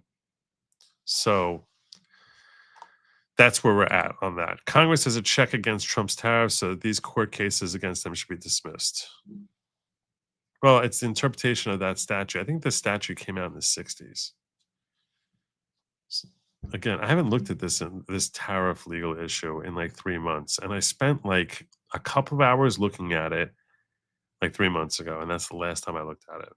This is the first and last time. So, for the goal! Look at you guys coming in here. Long time no see, Sherry. Lawlessness. Good to see you. Here's for saying duties. Did I? Oh, I see what you did there. I see what you did. Meta's really pushing the goal. Dang. You gotta like that. You gotta like that. Oh, you guys are awesome. You guys are awesome. All right. So I wanted to cover that real quick. I got a bunch of like little things I want to cover before I get to the other one, the other main story. So the other little thing that I wanted to cover, this is when I say and more, it's this sort of thing. Like, oh yeah, and Congress voted that it was not an emergency situation in Brazil and trying to knock out Trump's tariffs, or Representative Andy Ogles. That's what I mean when I say and more. If I have a million of them, then I say and lots more. So when you're reading it tomorrow and you're like, wait, is it and more? Is it lots more? How many of these little little weaves is Joe going to throw at us? You may or may not be familiar with a Virginia gubernatorial race between Spamberger and what's her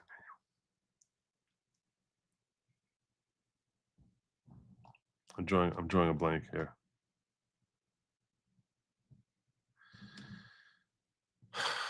It's a 3-word name. Y'all know it. Winsome Sears. That's it. Winsome Sears.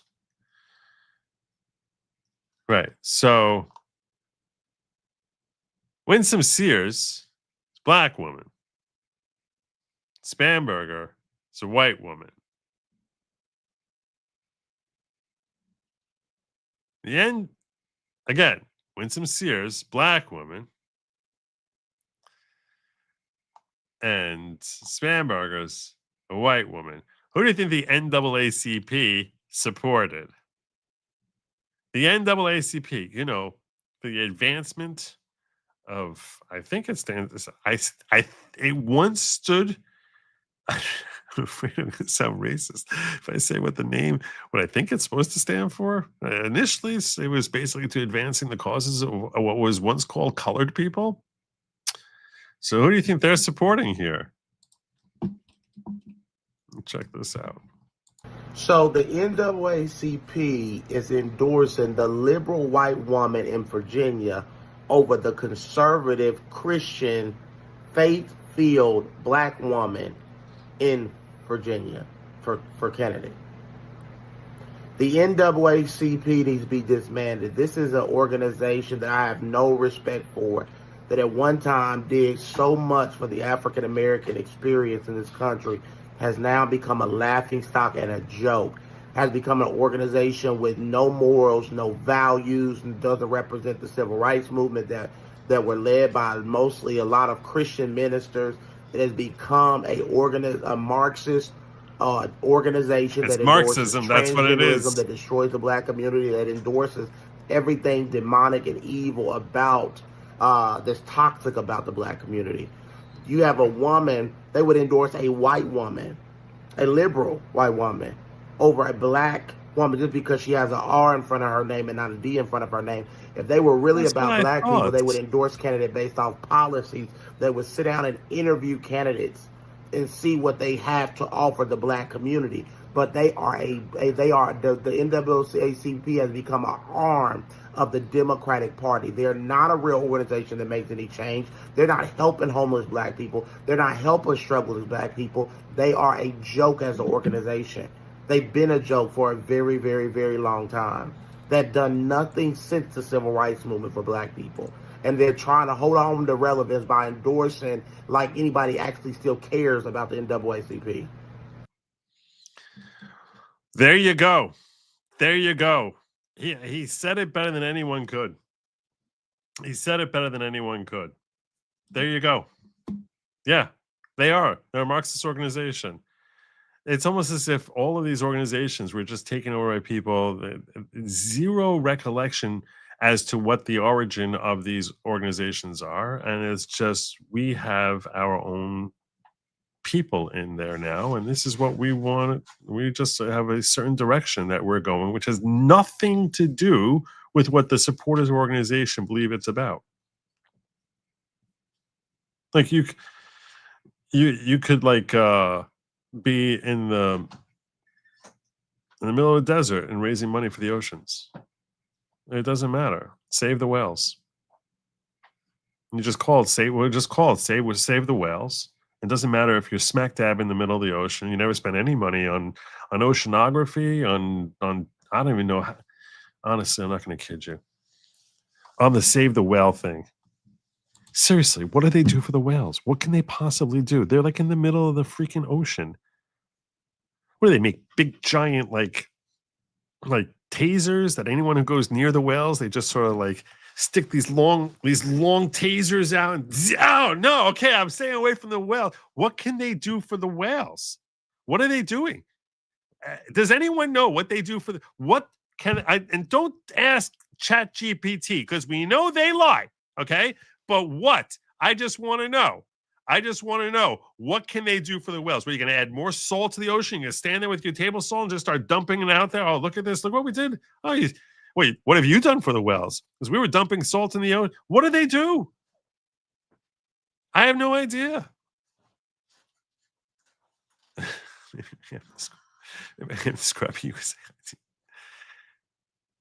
Whales are really big. I saved lots of whales. I haven't killed any whales ever in my life. I'm now 55 years old. In my life, I have harmed exactly 0 whales. I've done nothing to harm the whales, which I think is pretty much the best anyone can actually say about anything they've ever done for the whales. I save the whales. But my point is, I can start an organization tomorrow called Save the Whales and then just use that money and loan it out to people. And just, and claim I have the Save the Whales organization. People send money in there. And then I'll give my endorsements to people I like. Whether or not I could even give it to whale hunters. I'll find some would-be congressman who's like the most skilled whale hunter out there. Someone who actually goes out there with a big giant spear and 3 of his friends. And they basically grab that spear and they're just like stabbing at the ocean, hoping to hit whales. I'm like, yeah, that's our next congressman. Yeah, vote for him. He's great. So sometimes he has this like vicious tendency towards a few humpbacks. You're making such a big stink about like, oh, no. Like you haven't wanted to stab a whale before. Like you haven't wanted to.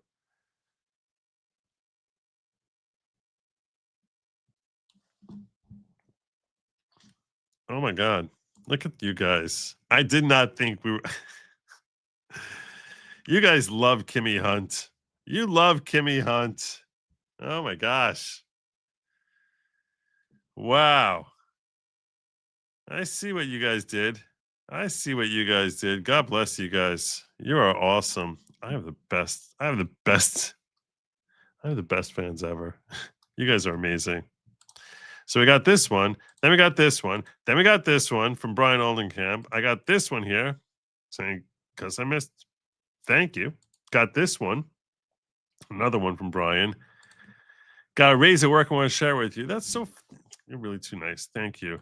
and then just because. And finally over here, just finished up my nuclear outage fall season. Nuclear outage fall season. And all right, well, whatever it is, since you helped me stay awake on night shift, nuclear outage. What? You work for a nuclear plant? Is that what you're trying to say? Nuclear outage. All right, well, whatever it is, since you helped me stay awake on night shift, you deserve part. That's very, very thoughtful. Thank you. With a long E, so it's Meta, right? That's Meta. Meta, it's not Meta with a long E, because E, that would be a short E. So I'm going to go with Meta. Thank you so much, Meta. You're very, very generous. God bless you. Thank you. And I didn't even get to this one, which was Brian Olenkamp bringing 20 new members of the following. Following 20 people are now members, new followers. In case you're already a follower, which many of you are already, but in case you're not, and you're wondering here, like who just came in? Who did Brian bring us? We need to know who Brian brought us. Everyone needs to know. This is true. We do need to know. So following 20 people brought in courtesy of Brian Oldenkamp. That would include, of course. Please make sure that when I call your name out, now as a new member of the following, where it's not at all a cult type of cult. It's just a community of like-minded individuals in search of greater personal growth through community, unity, learning, and thinking. You're now a part of that, aka Batusai. That's right. That's right. So please express your gratitude to Brian Oldenkamp, the following 19 people, because I already got you, aka. I see you there in the chat. So the following, the rest of the people who Brian brought into the following include Aquatic Nomad, another longtime follower here, Goose, Double O Goose, love that. Salty Stoner, Ohio, Lily Smith, look at that, Lily. Warren Moffat, Sheila Marie, welcome to the following. Proxy Loxy 82, Becky Osborne, Matt Man, Fiber Tornado, Gilly Clauda. Missed that. It jumped on me. Oh no. Gilly Clauda Lewis, Kelly All Day, Chuck SWJ 4K, Mr. T. I pity the fool who doesn't welcome that man in it. Carrie, Whistle Stop Cafe, Gary Tsukimura, and Gerard Blocker, and Alan Alan Bomel. Welcome, Alan. I hope I got your name right. There you go. Welcome to the following. Please bear in mind, you might think to yourself, "Oh, Joe's sitting there the whole time. He's probably the leader of the." No, I am not the leader of the following. I'm just a host, just your host tonight. Nothing more than that. Very simple host. What else do we have? We did reach our goal, courtesy of, I think this was the 15th, even though you guys didn't even count the stuff that happened in Rumble. Moby Dick was right. Screw the whales. Thank you. That's right. I don't know why I don't know what they do even. Oh, that's so nice. Just because I want to see my face on screen. There you go. Enjoy. I let the dog out. Come back and goal met. Thank you. They came running for you. They really did. They came running for you. All right. So we are going to be watching. What she shared with me was 20 minutes of Megyn Kelly apparently doing a hilarious live read of KJP, which is probably worth its weight in gold. So we're going to enjoy that.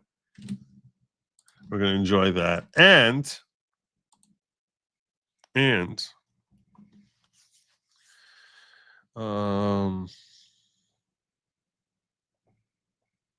yeah, so I want to talk to you about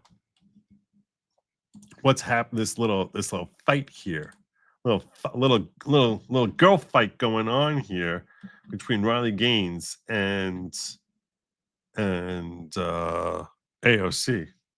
because this was good stuff. Where are you? There you are. Okay, so this is where it started. This was so funny. AOC getting so owned. So you got the three Marxists in chief over here, like the three.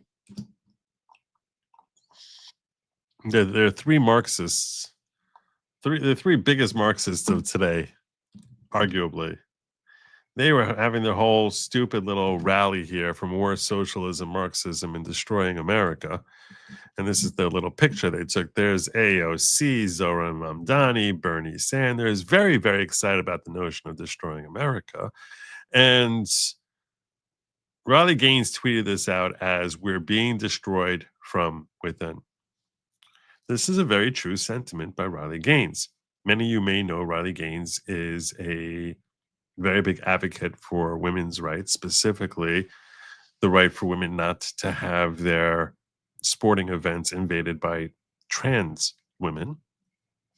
As she was a world-class swimmer, I think, in college, and won all sorts of races, and was one of the leading swimmers, leading female swimmers in the country. And she famously lost to Leah Thomas, a trans woman, and has been on a crusade against having men in women's sports, even if they call themselves women and throw on a one piece. So she has become a national, if not international figure, Riley Gaines, and she happens to be fairly based. So she calls out socialism when she sees it, or Marxism, depending on how harshly you want to brand them. And she said, "We're being destroyed from within." And AOC responded with this: "Maybe if you channeled all this anger into swimming faster, you wouldn't have come in fifth." Oh!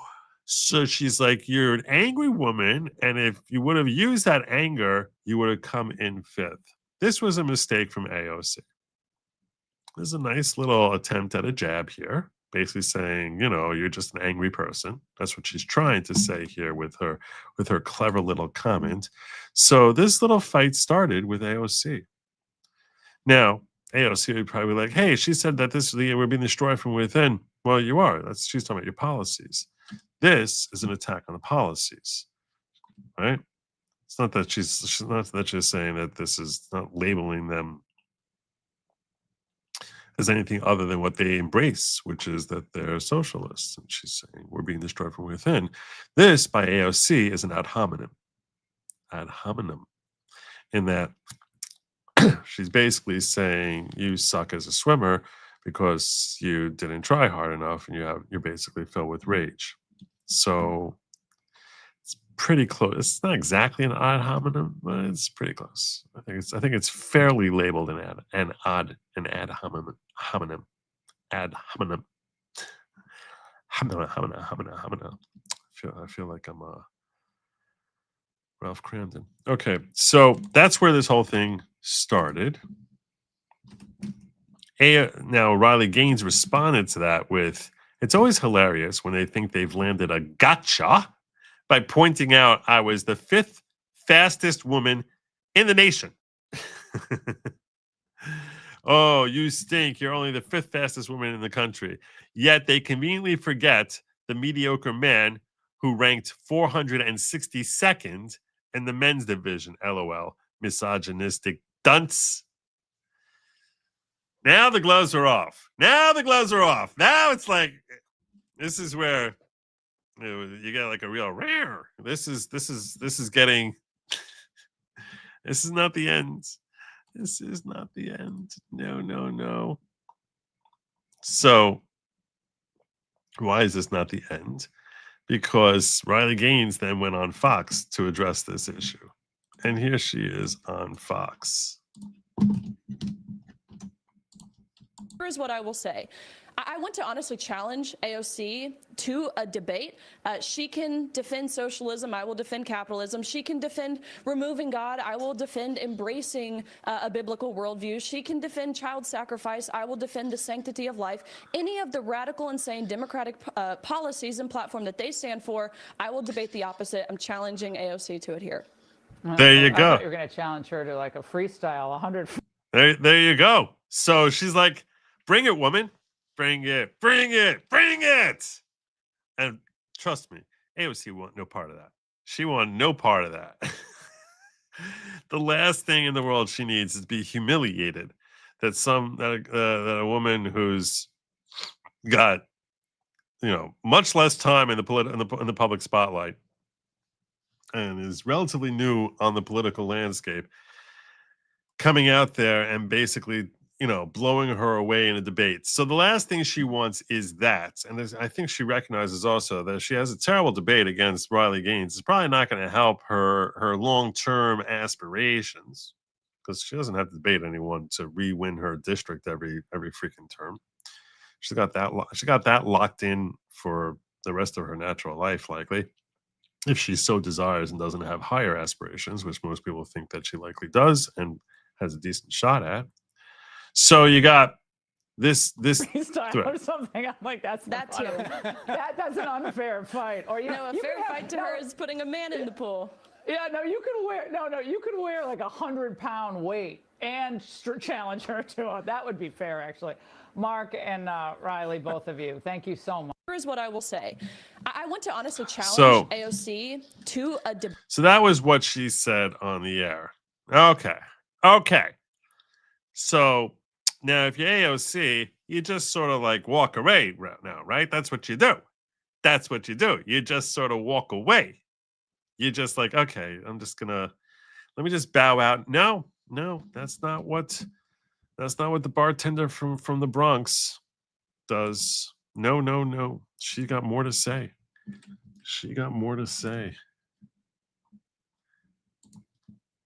And I would like to challenge this person to get a real job.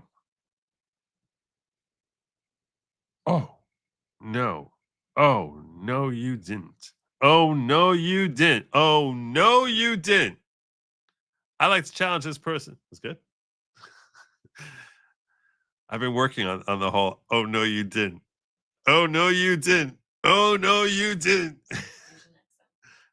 Yes, that's my Asian. Yes, that's my best Asian accent, as Lady Locha points out.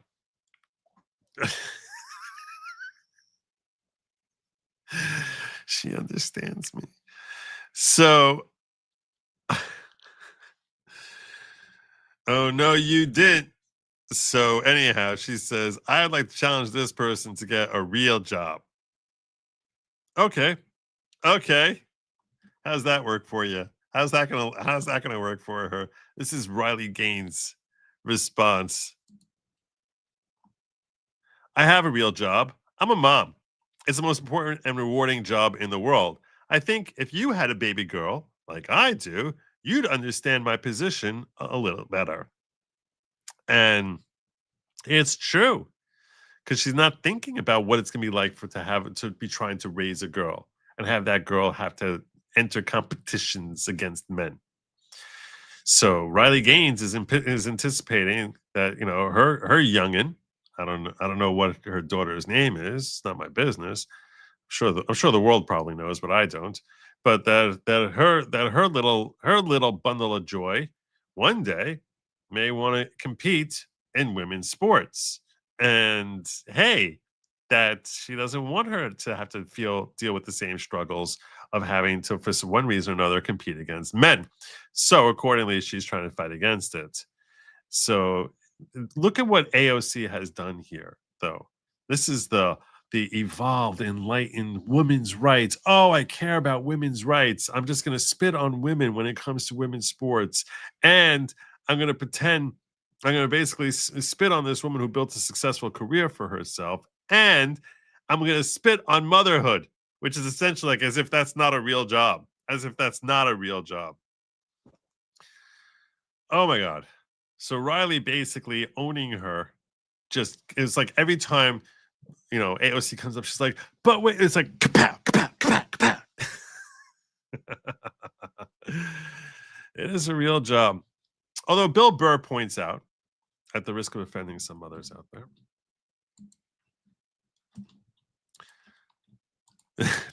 Bill Burr has a great bit talking about how every time he turns on Oprah, she's talking about, oh, the toughest job in the world, being a mother.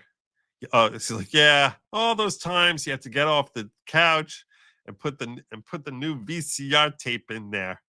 Oh, the struggles of you. So much harder than having to climb up onto a bridge in negative 50 degrees and try to like stick and try and screw back in a loose divot in a bridge.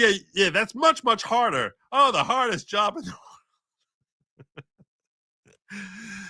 Any job that you're sitting there wearing a bathrobe at 2 o'clock in the afternoon cannot be called the hardest job in the world.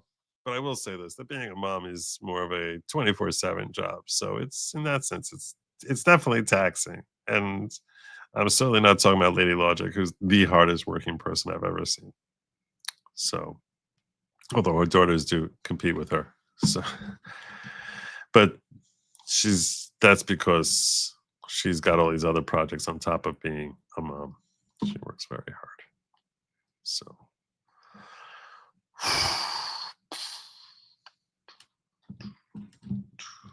So anyway, the internet was weighing in on this. I'll just give you one thought on this. These AOC attacks and some Zeke Arkham, these AOC attacks against Riley Gaines only prove my point about leftists. They'll claim to be pro-women, pro-black, pro-gay, pro-whatever you are until you go against them. Then their true feelings about you will come out. The hate and evil coming from them will be palpable. It always is. It always is. Because we're at a point in time now where ideology is not anything. No one who's got a voice, or not no one, but a shockingly low percentage of people who are involved in politics actually have any sort of inclination towards attaining the agendas that they purportedly stand for, and that they don't really actually believe in the causes that they claim.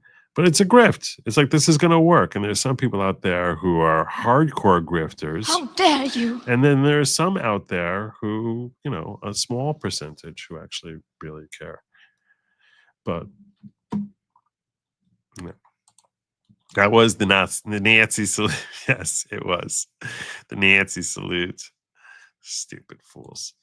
KJP straining her hair is a sign we are winning. Remember the black movement for natural hair? They've given that up. Yeah. If I could raid you, that'd be awesome. I am a mensch. I will try and help you out there. I'm definitely going to do that. Let me do that now before I forget. Let me do that like right now. If I don't do it now, because we're going into our bonus time now, where I'm going to be covering that Megyn Kelly thing, because you guys were awesome and helped us reach our goal. And Kimmy asked so nicely. But first, I got to set up Jim, redirecting everyone to Jim Tells You.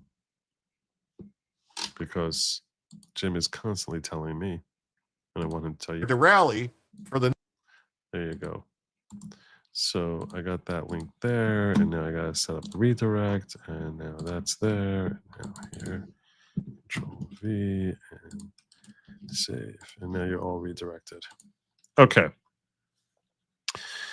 This is what Kimmy shared with me about the Megyn Kelly thing. I was going to share with you this whole thing where Don Lemon was basically saying, I'll share with you the clip. Do I have it here?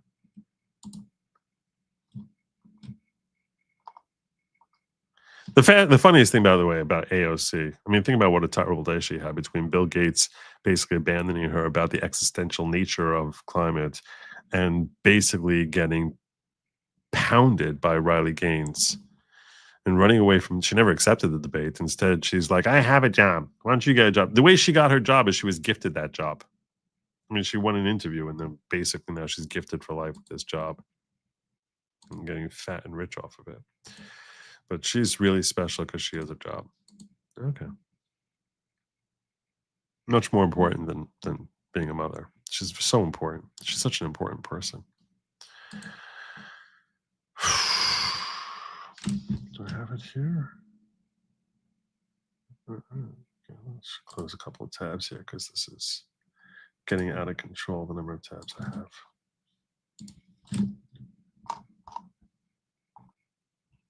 Yeah, here it is.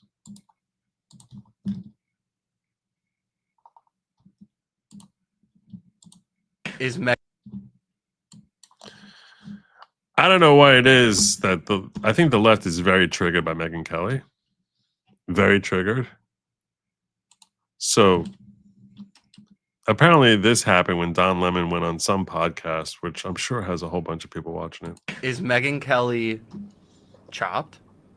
I don't know what that means. I don't know what is chopped. I've heard it, but I don't know what that means. What does chopped mean? She's gonna get mad at me, dude. I don't know if I want this here. What does chopped mean? Chopped means like not hot. Yeah, she's chopped. I don't know, the whole MAGA look. It's all the MAGA ladies. They look kind of looks like a. Really, really, really. This is where really. Just think about the entire misogynistic nature of this conversation in general, which would just freak them out. But that's the conclusion? Really? So you're asking an openly gay dude whether or not she's chopped. Means like not hot. Yeah, she's chopped. I don't know, the whole MAGA look. It's all the MAGA ladies. Too They much. look kind of looks like a Barbie doll covered in like WD-40. I think she looks trans. Let's end on that note. She looks clockable. So I guess trans people look clockable, and they're not, and they're just hideous. That's what Don Lemon is saying. I don't. They're so stupid. They're so stupid. Yeah. So that happened. I don't even understand. I don't think they know what WD-40 is. I don't know what that is. I don't know. But it's like, how does anyone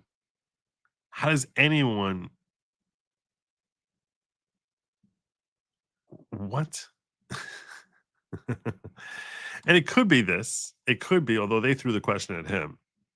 They threw the question, like, such a doofus. Like, yeah, that's first and foremost, why would you be hitting someone? Why would you be hitting a woman on her looks? Second of all, that's just an absurd take. Like, it's like how desperate, as if someone in her league would be like with this dude, right? Like looking twice at this dude. Seriously. Or either of these two, any of these people. I guess Don Lemon probably by his standards. I mean, please. Come on. What is happening here? What is happening? Seriously. Like they're sitting here giggling. This is the weirdest thing. It's like watching. I expect these guys to be playing, like when they're done here with this interview, like I assume they're playing D&D. And like basically, you know, that's what they, if I saw these guys, I just saw there's a podcast, I didn't see Don Lemon there, I would assume this was a D&D podcast of like, you know, for basically, you know, incels. And this, yeah. Anyhow, the internet responded very positively for Megyn Kelly to that little viral clip. Very, very positively indeed. But there's a different side of Megyn Kelly that I want to share with you, courtesy of Kimmy, who asked me to share this with you and you guys. This is brought to you by the fine viewers. If you're watching afterwards, you're wondering, hey, why is Joe covering this? It's not anywhere. This wasn't anywhere in like the billing.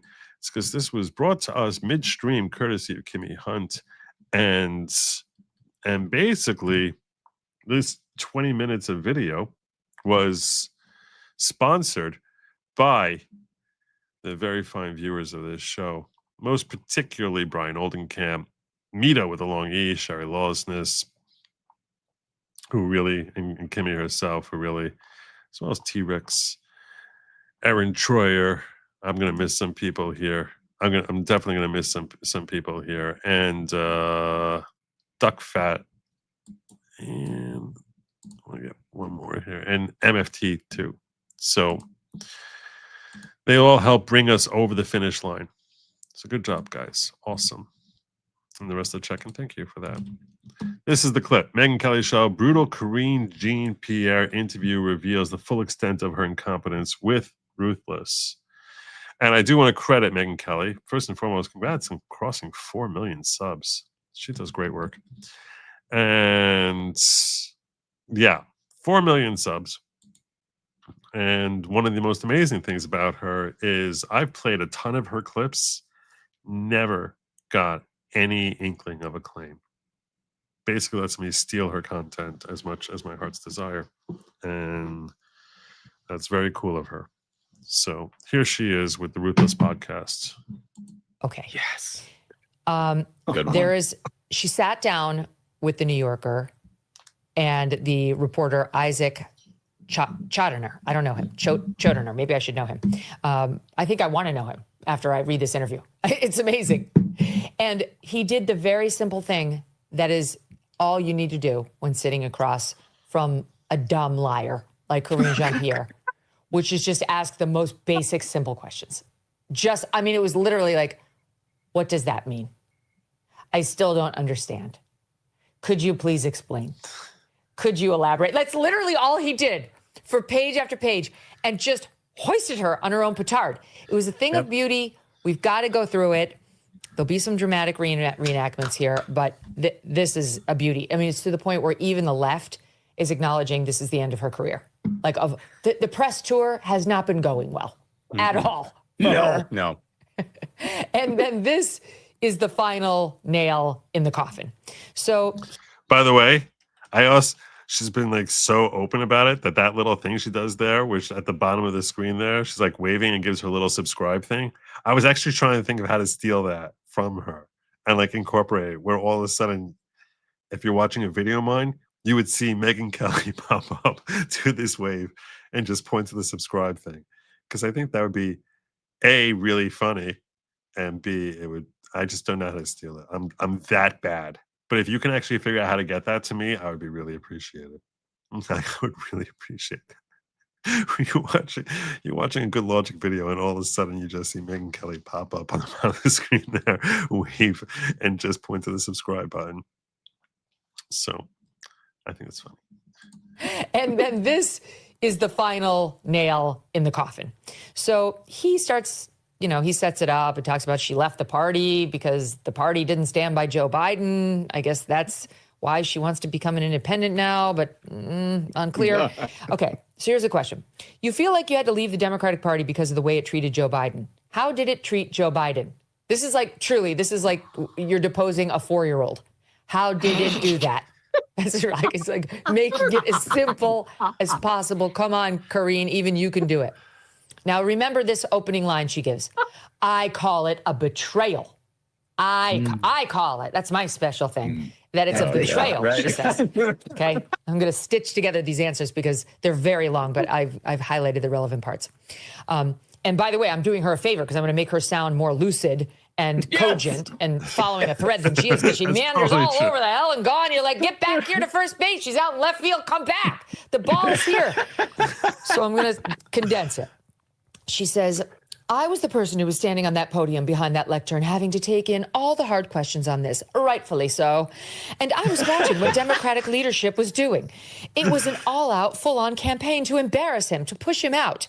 And I thought to myself, this man is one of the most decent people that I know. And objectively, it was a good presidency. It was a good presidency. Some have even said he did more in one term than most presidents do in two. So I just didn't understand.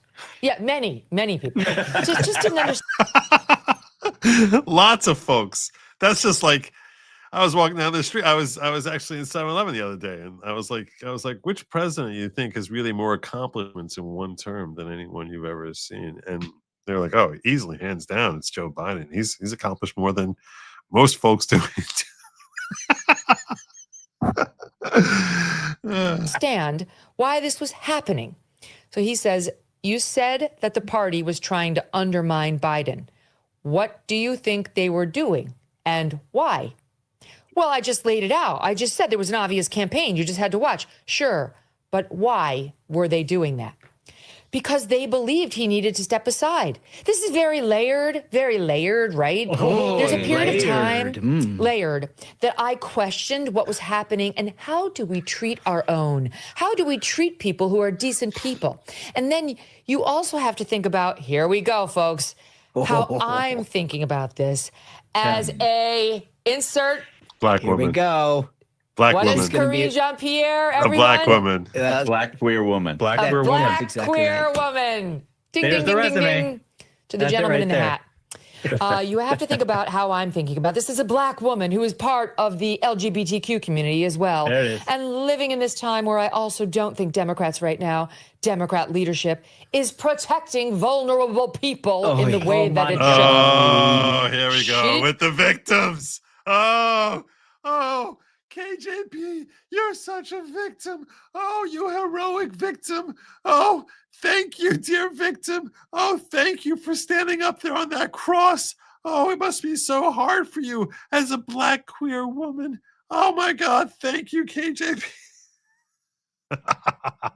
Oh, I love it. Didn't get enough protection. And Biden, I guess, here is the vulnerable person, which is true. But that's the whole point. That's why he needed to go. He had moved from being firm to infirm and needed to be wheeled right out of the Oval Office. I think he was infirm for quite some time. I think the last time he was firm is when he conceived Hunter. Well, actually, some of those sniffing moments were very unsettling. I have concerns about. I hope he was infirm. I really like to think he was infirm. So now Isaac says, sorry, I'm not trying to be dense. I'm a little unclear about what this has to do with Democratic leaders and many Democrats in the country thinking Joe Biden was going to lose to Trump, which was what the polls all showed, and therefore thinking that he should be replaced. Okay, wait a minute. Hold on a second. She does this, like when she's lost, like, hold on. Hold on. She's talking to herself. she does the Alex Trebek, what is a black queer woman? It's like supposed to be the out on this. Nobody knows anything, she says. Again, she's talking to herself. Nobody knows what would have happened.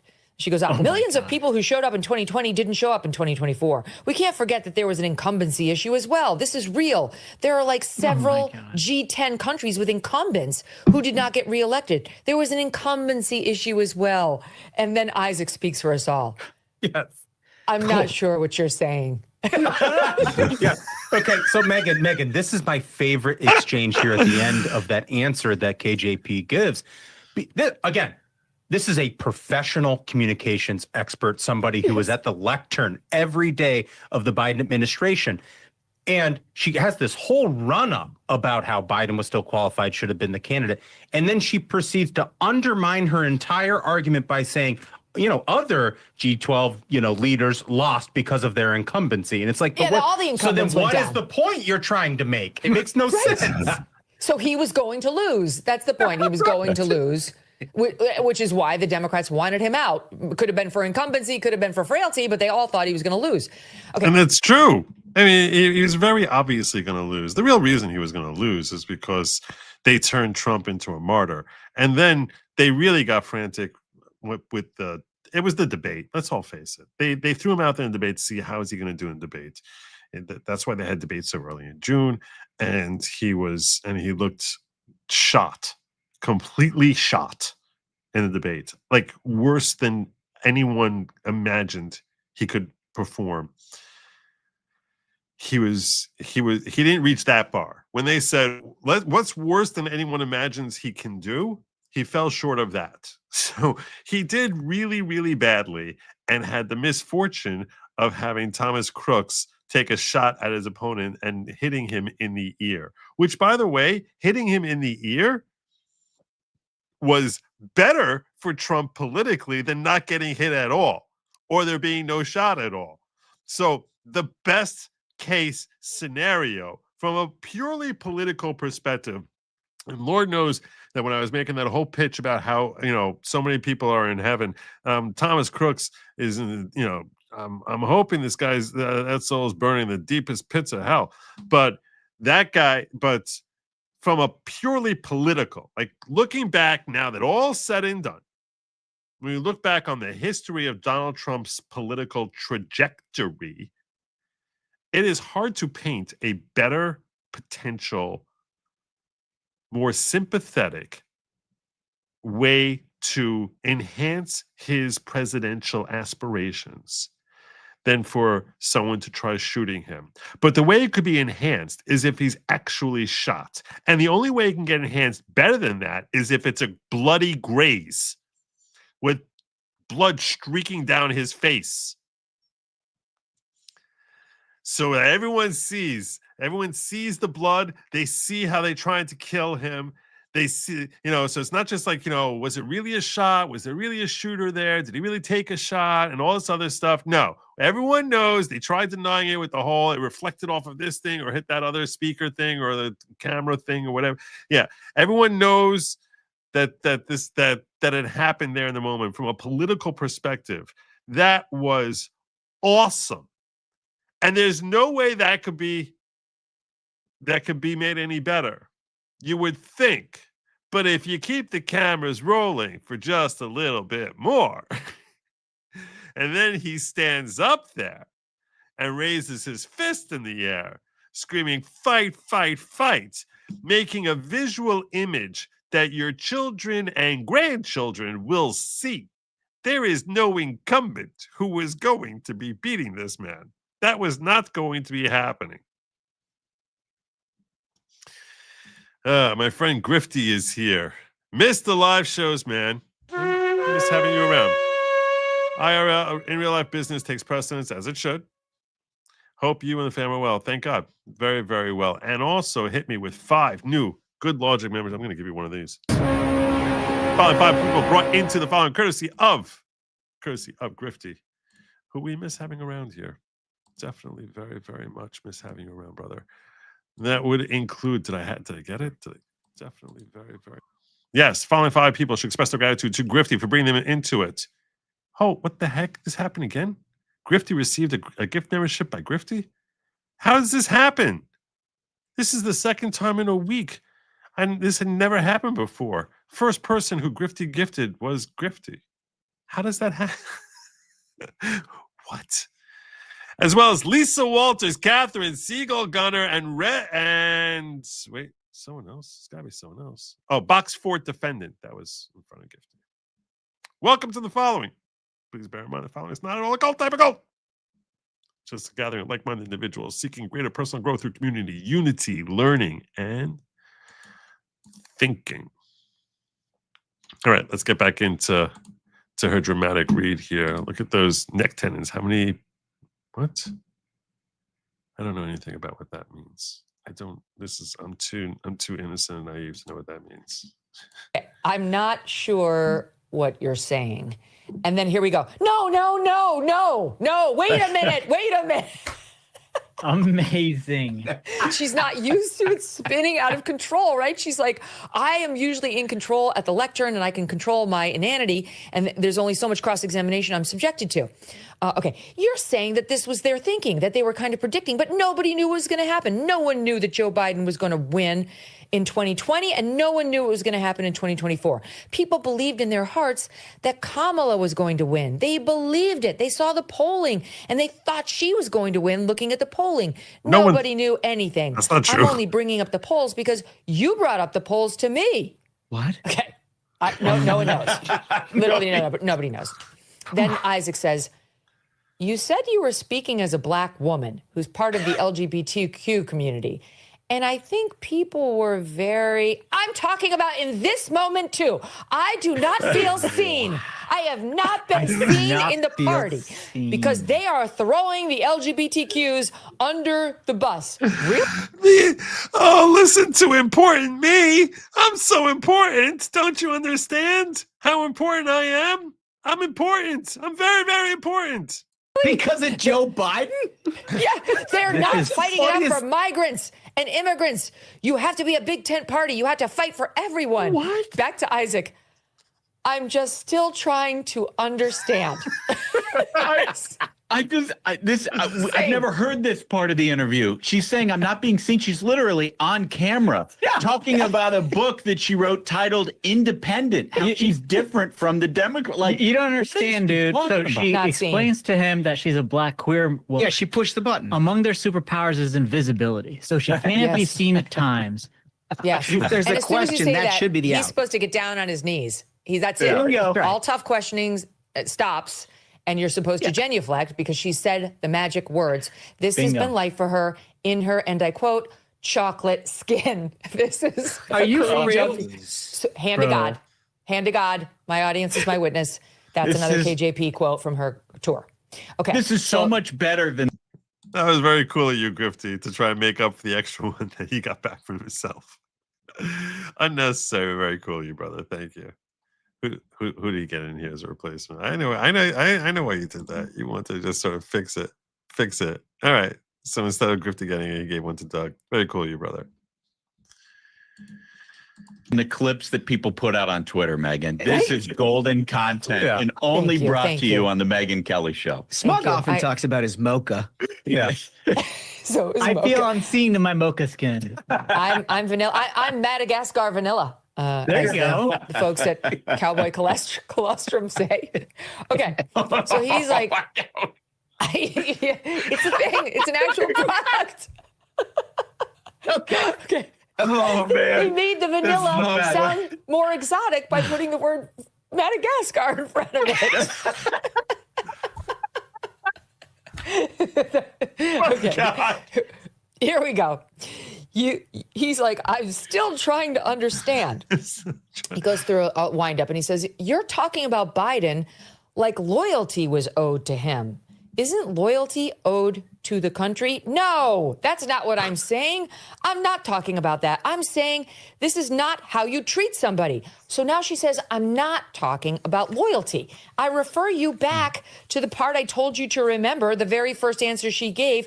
I call it a betrayal. It's a betrayal. And then he says, you're talking about Biden like loyalty was owed to him. No, that's not what I'm saying. I'm not talking about that. I'm not talking about loyalty. I'm saying this is not how you treat somebody. Poor Isaac is holding on by his fingernails. And then he says, is this a matter of how you treat someone or a matter of putting the country first? See, he's keeping it at the third grade level so she can follow. Poor guy's thinking he's actually going to get a clear answer at some point. Then here she goes, wait a minute. Wait.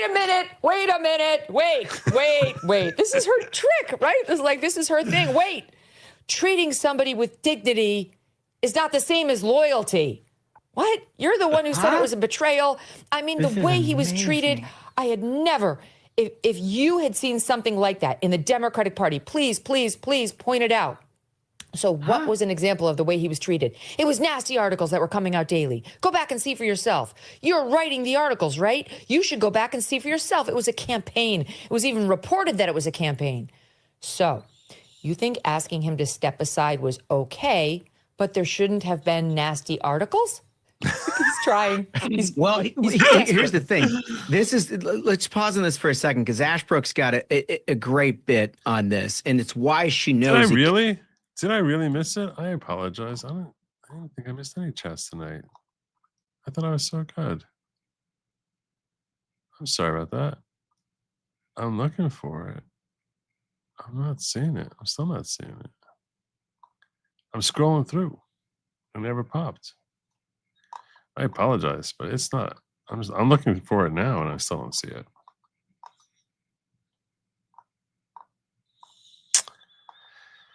Scrolling.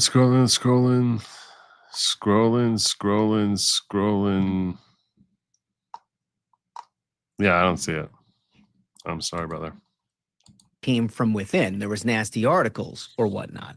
Because nasty articles about a Democrat, particularly a Democrat who's president of the United States, do not exist unless they come from other Democrats, right, Johnny? Exactly right. It's axiomatic in the legacy media. They only attack a Democrat when a second Democrat stands to benefit. Yep.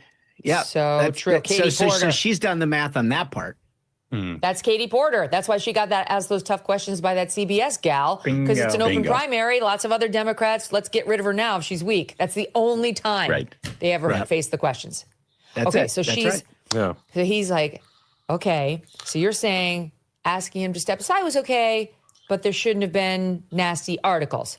Look, what I'm saying is it shouldn't have happened that way. Then he says, but it should have happened, or it shouldn't have happened. He's truly, this guy is good. And my dog Strudwick could follow this. She says, oh, wait, can you predict what she says now? She's resorting to two things, black and queer, and what's her other favorite thing to do at the beginning of these answers? No. Yeah, wait. She says, wait. Just wait. I don't think it should have happened. Then she blah, blah, blah, blah, blah. I believe we should have fought to make sure Joe Biden and Kamala Harris won. That's what I believed.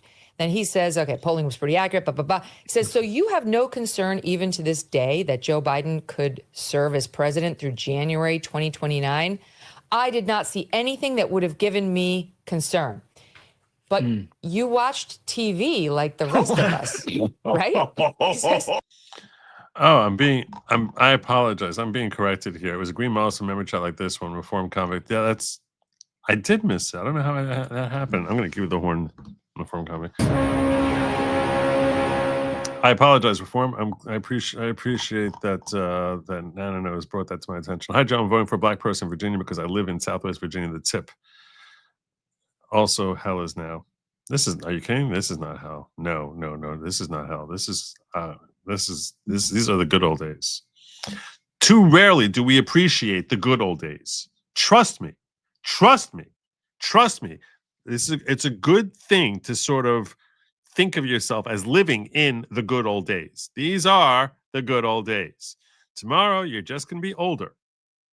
Tomorrow, you're going to stumble on more stupid people.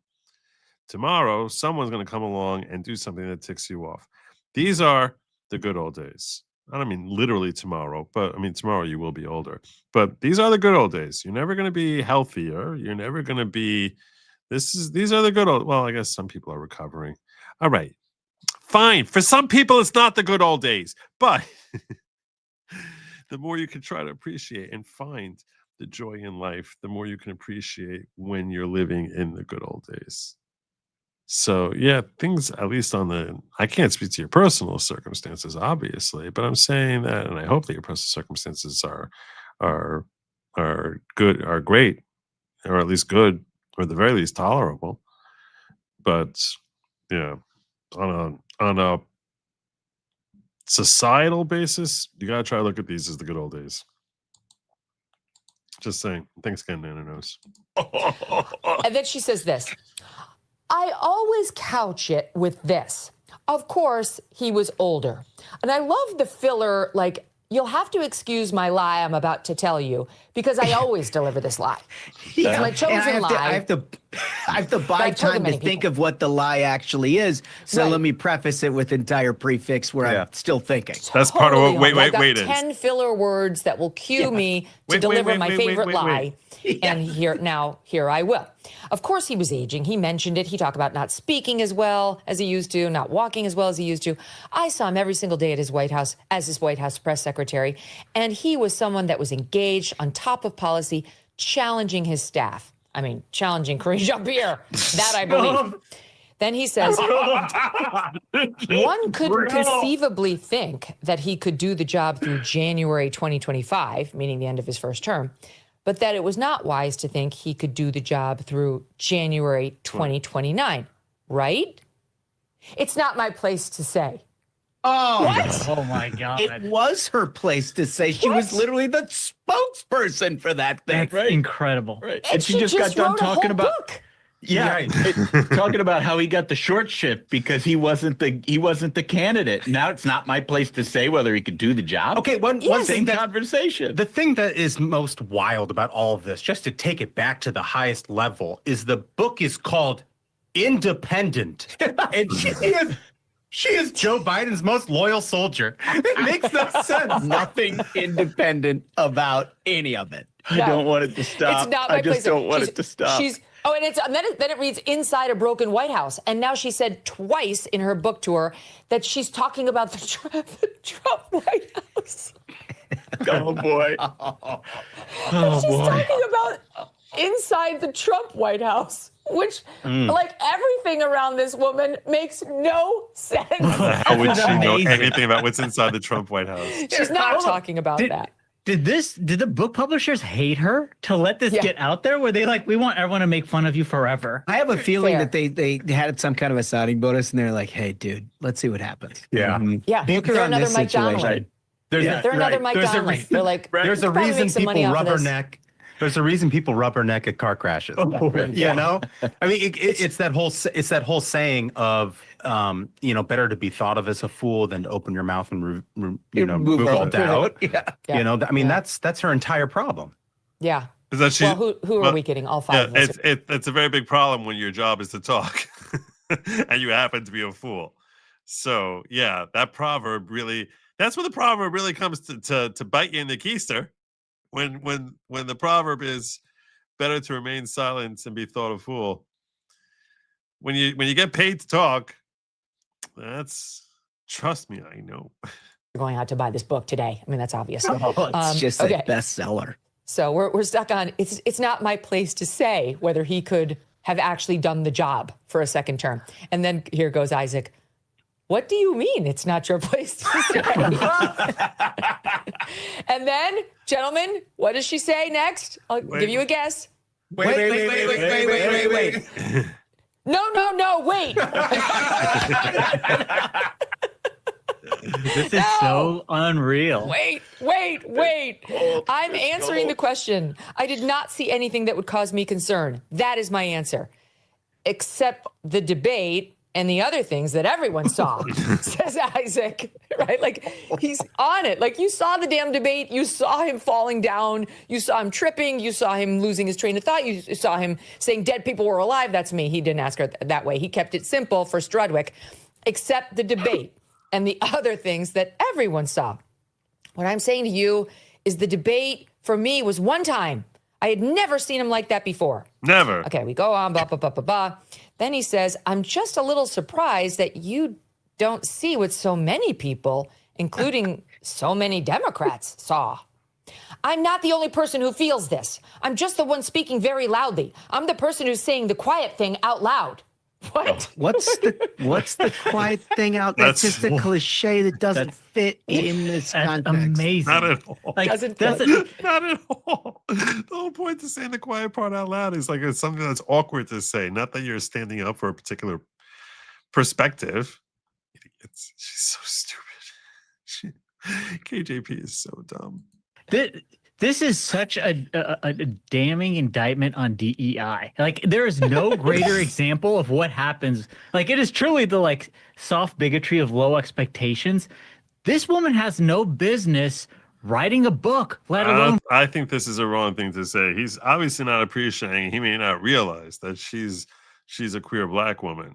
So I don't even know what he's talking about as to why he would think such a thing. That's crazy thing to think. Being the spokesperson for the president of the United States of America.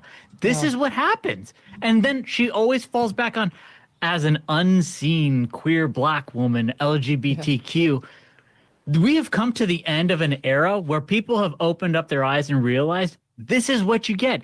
She can't answer a question. She can't write a book. She can't be the spokesperson for the president of the United States. But it's also the training. It's the training ground of Democrat communicators. In that I am certain this is an out-of-body experience for her, because for the first time in her life, she said, I think, is that an MSNBC interview? No, it's New York Mag. No, New York Mag. The New Yorker. The New Yorker. Yeah. Okay. Well, same difference. Same thing. But like the point is that somebody who is a New Yorker columnist is asking her real questions. She's like, you don't understand. That's not your job. I told you I was a black queer woman. Yep. Why are we still into this? Right. You know, it's don't appear to be down on your knees. Yeah, I mean, this is what they are used to. This is just the way a corporate media has worked for generations of Democrats. Right. And he's right in that if your metal is never tested, part of the benefits that could come from her having an interview like this is to actually learn to prepare herself where she actually has actual answers. Not that I have any aspiration, or I'm not fooling myself for a second to think that she's sufficiently self-aware to engage in that type of analysis. Instead, she'll just walk away thinking, wow, that guy was a jerk, and not realize that the fault is in herself. She's not going to, she seems to lack any of that type of self-awareness. But the reality is that getting punched or falling on your face teaches you how to put your hands up, teaches you how to fall in a way that's like less awkward. It teaches you how to like actually get better. But they never get punched. Never. So it's like a body that's never had to face infection. You just don't know how to deal with it when it comes. They're just ill prepared. Very, very ill prepared. Sorry, brother, must drop membership due to government. Oh, I'm sorry about that. I'm sorry you're struggling with that. Remember, cuts have been begun at home. I hope to be back for another 18 months. God bless. And look, it's okay. You need to take care of your family. I got it. I got it. God bless. We are a cult. If you DM me, I'll take care of you up and hook you up on locals so you have a free thing. Okay? I'm not looking any. We all go through tough times, and I'll take care of you over there. All right? So at goodlogic.locals.com. That's goodlogic.locals.com. While you're here, if you could like and subscribe, by the way, to the channel, if you're enjoying the content here, I'd be much obliged if you just hit the like, subscribe, maybe drop a comment, drop one of them comment things. You can tell me what you thought. I noticed that whenever I talk about religion, everyone gets very silent. It's like this. I always would think to myself, I think that's going to engage, that's going to draw some commentary, and it almost never does. Almost never. So the 4-hour video today, FF past intro, lasted 2 minutes. Which 4-hour video? Which 4-hour? I'm not sure what 4-hour video you're talking about. Holy cannoli! I jumped in and couldn't tell you Karine or Jen for 5 minutes until you said, wait. When you guys said black women, I thought you were joking about Jen. It's true. They're all the same. They're all the same. You didn't hear circle back. That was your tip off right there. Makes Democrats soft. They learn all the wrong lessons. They feel like the media is actually their press office. And if you talk to reporters, and these guys make fun of me because I have journo buddies, but what the journo buddies all tell me is that when you take a call from one of these Democrat press secretaries, the expectation is that you will write the story the exact way they want it. And if they don't like the portion of the speech that you pull out and put into the article that their boss said, if their boss gets mad at them, they get mad at the reporter, because the expectation is this story must look like a press release or you're against our mission. Yeah. You know, that's the way they think. Yeah. Buy gold and get free silver. That's right for every. All right. Great job. Great job there. Great find there, Kimmy. Thank you. That was very, very enjoyable. I hope you guys all enjoyed it as well. I'm not sure what 4-hour video you were talking about. I don't know if the Karine testimony? Well, I didn't see it either. So I don't know. Anyway, let me do a quick round. Make sure I didn't miss any of the ghetto folk. I think I'm good. I did. All right. We're good with that. And we're nearing 3 hours at this point. So I think it's fair time for me to remind you, if you had not yet hit like and subscribe, please do so. Hit that like and subscribe button and drop a comment down below. And tell me whether or not if you think that lab meat is not, it could be for you. My personal opinion is it's not meant for you. Obviously, it's meant for they, them, not for you at all. I think that was it. I'm very, very pleased that KJP deposition and FS is fast forward. Oh, that's it. Okay. Gotcha. All right. But I consider this a win for today. This is a big win. Bill Gates and basically every person we know of who ever stood for climate change, I think I mentioned every single one of any kind of significance at all. How dare you? That they all have agreed that climate change is a hoax. And now we should too. Don't eat the bugs. That's why you don't eat the bugs. Don't do it. You don't have to. because climate change is a hoax. So do not eat the bugs. How dare you? Good night and Godspeed.